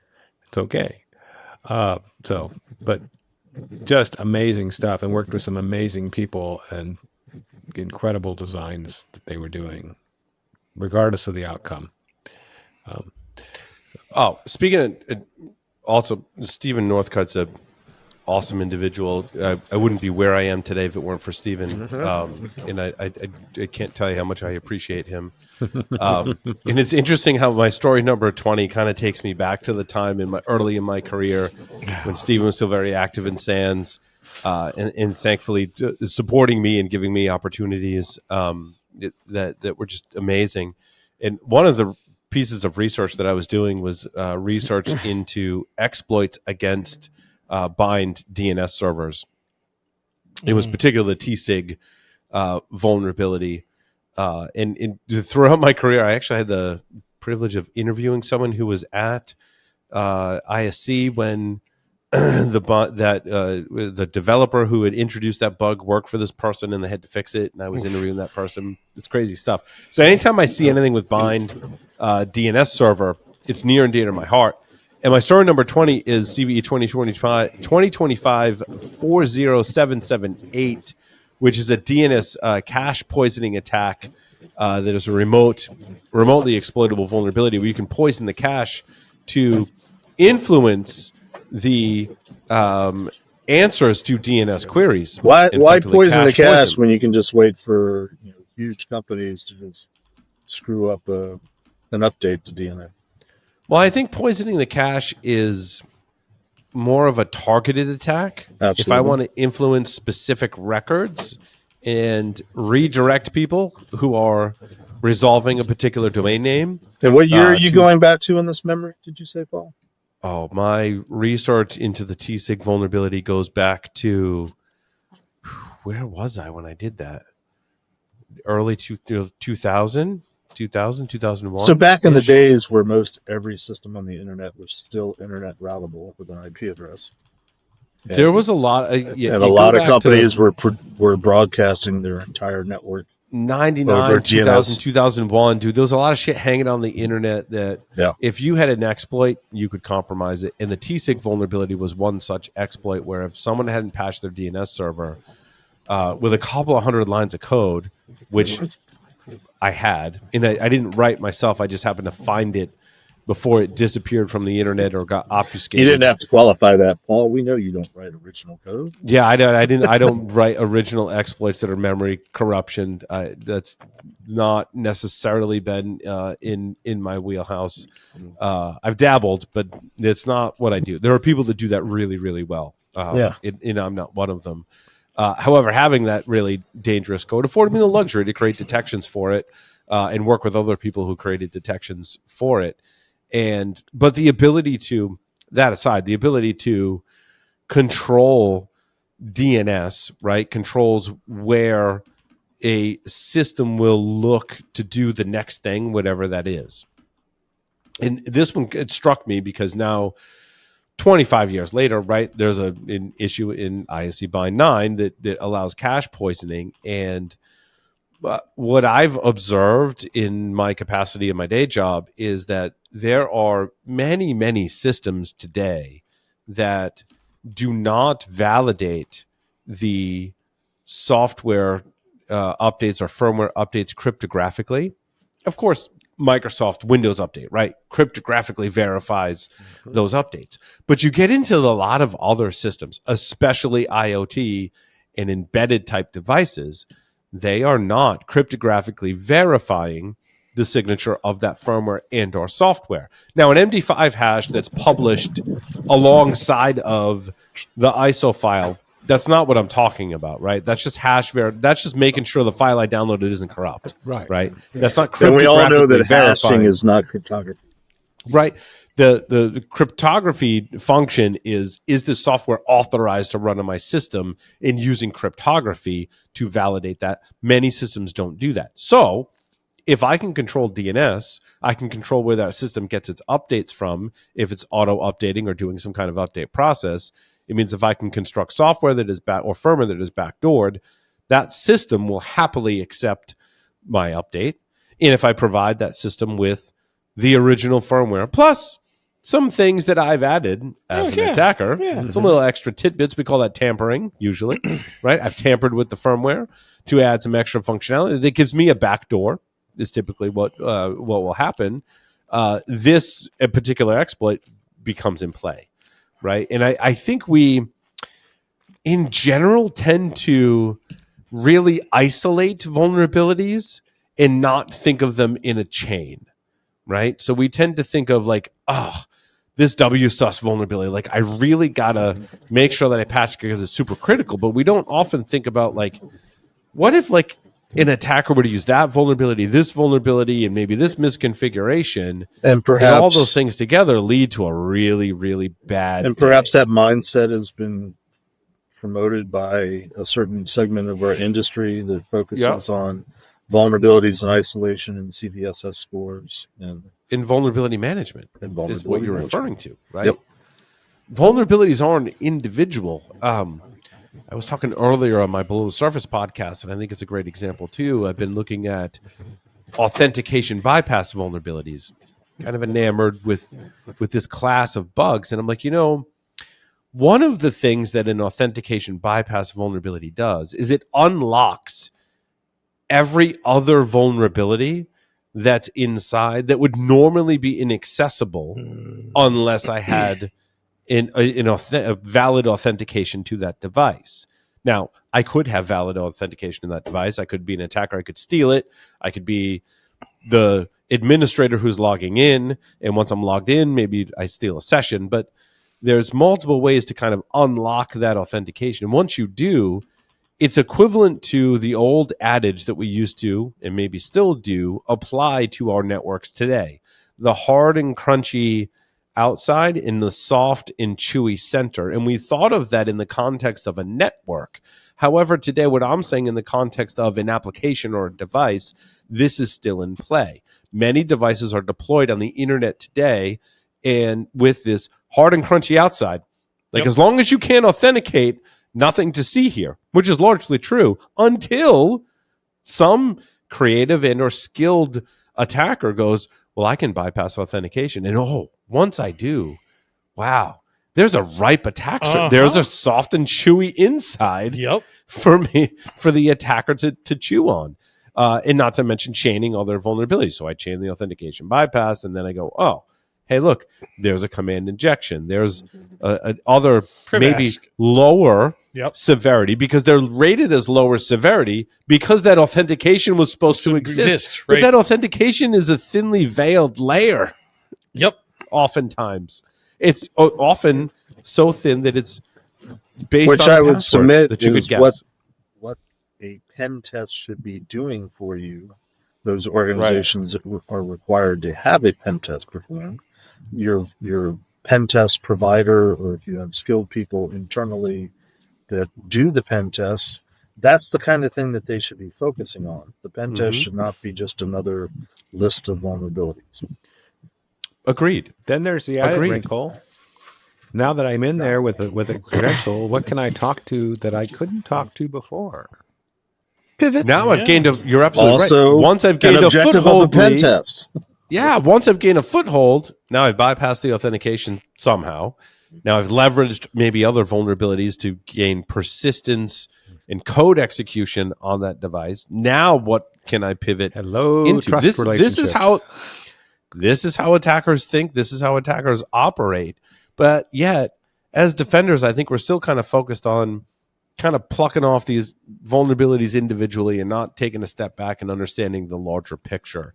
Well, and that's actually I think one area where I think hopefully, and I can't believe I'm going to say this, where AI has the potential to help move the ball. I agree, Jeff. Yeah. I can't believe you said that. I can't believe I said that either. Disgusting person, you. If only somebody can figure out how to make money off of it, because that's the only way it's going to be advanced. Pragmatically. Where is my... I had an ubiquity... vulnerability. Well, you're looking for ubiquity. Oh, but it ties in my narrative. So okay. Ubiquity had a vulnerability in their building access system that allowed for authentication bypass. Now, this isn't their so Ubiquity just doesn't make wireless routers. They also make firewall switches, cameras, and building access physical control systems. And in their physical control system management software, they had an authentication bypass. And I think this one flew under the radar. A lot of news press wasn't covering it. When I read what little details were available, it was essentially, we forgot to apply any authentication or authorization on the API for this device. Whoa, wait. Why are more people talking about this? Take a step back. If, as an attacker, I can access the API without authentication, I can do everything that the web management interface can do, but programmatically. So it's essentially like they just didn't set it. You didn't set a password on your building management controller.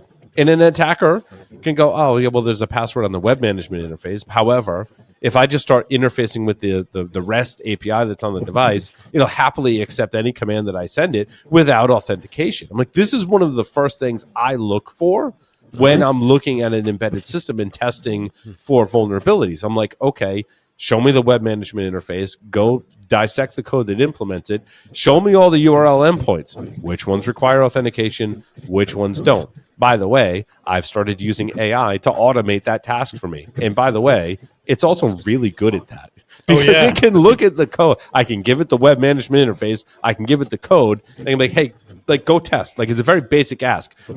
Go tell me all the things that are accessible in the web interface, which ones require auth, which ones don't. It gives me that answer almost immediately now, which is amazing. But no hacker's going to go straight after the API because that would be mean.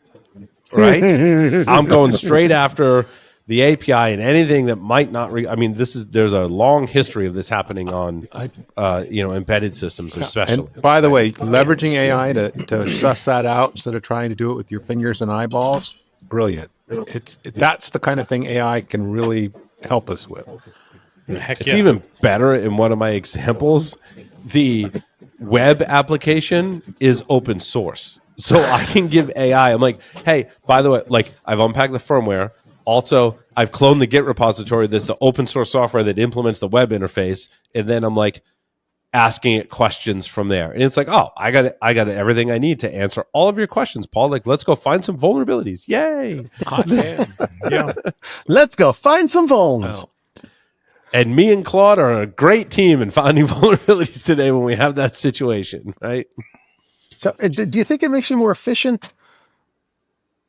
I think it does. Because it automates a lot of tasks that would have taken me a long time to implement. Does it? Is it magic? What was the old commercial from? Was it IBM? The magic pixie dust? Is it magic? Is it I just give AI some stuff and magically it spits out exploits and I'm doing vulnerability disclosure? No, it is not that. However, does it save me a shit ton of time? Yes. Do I still have to manually investigate stuff? Yes. But I'm way more down the right path, or at least a path that has a potential for success than not with AI, is what I'm finding.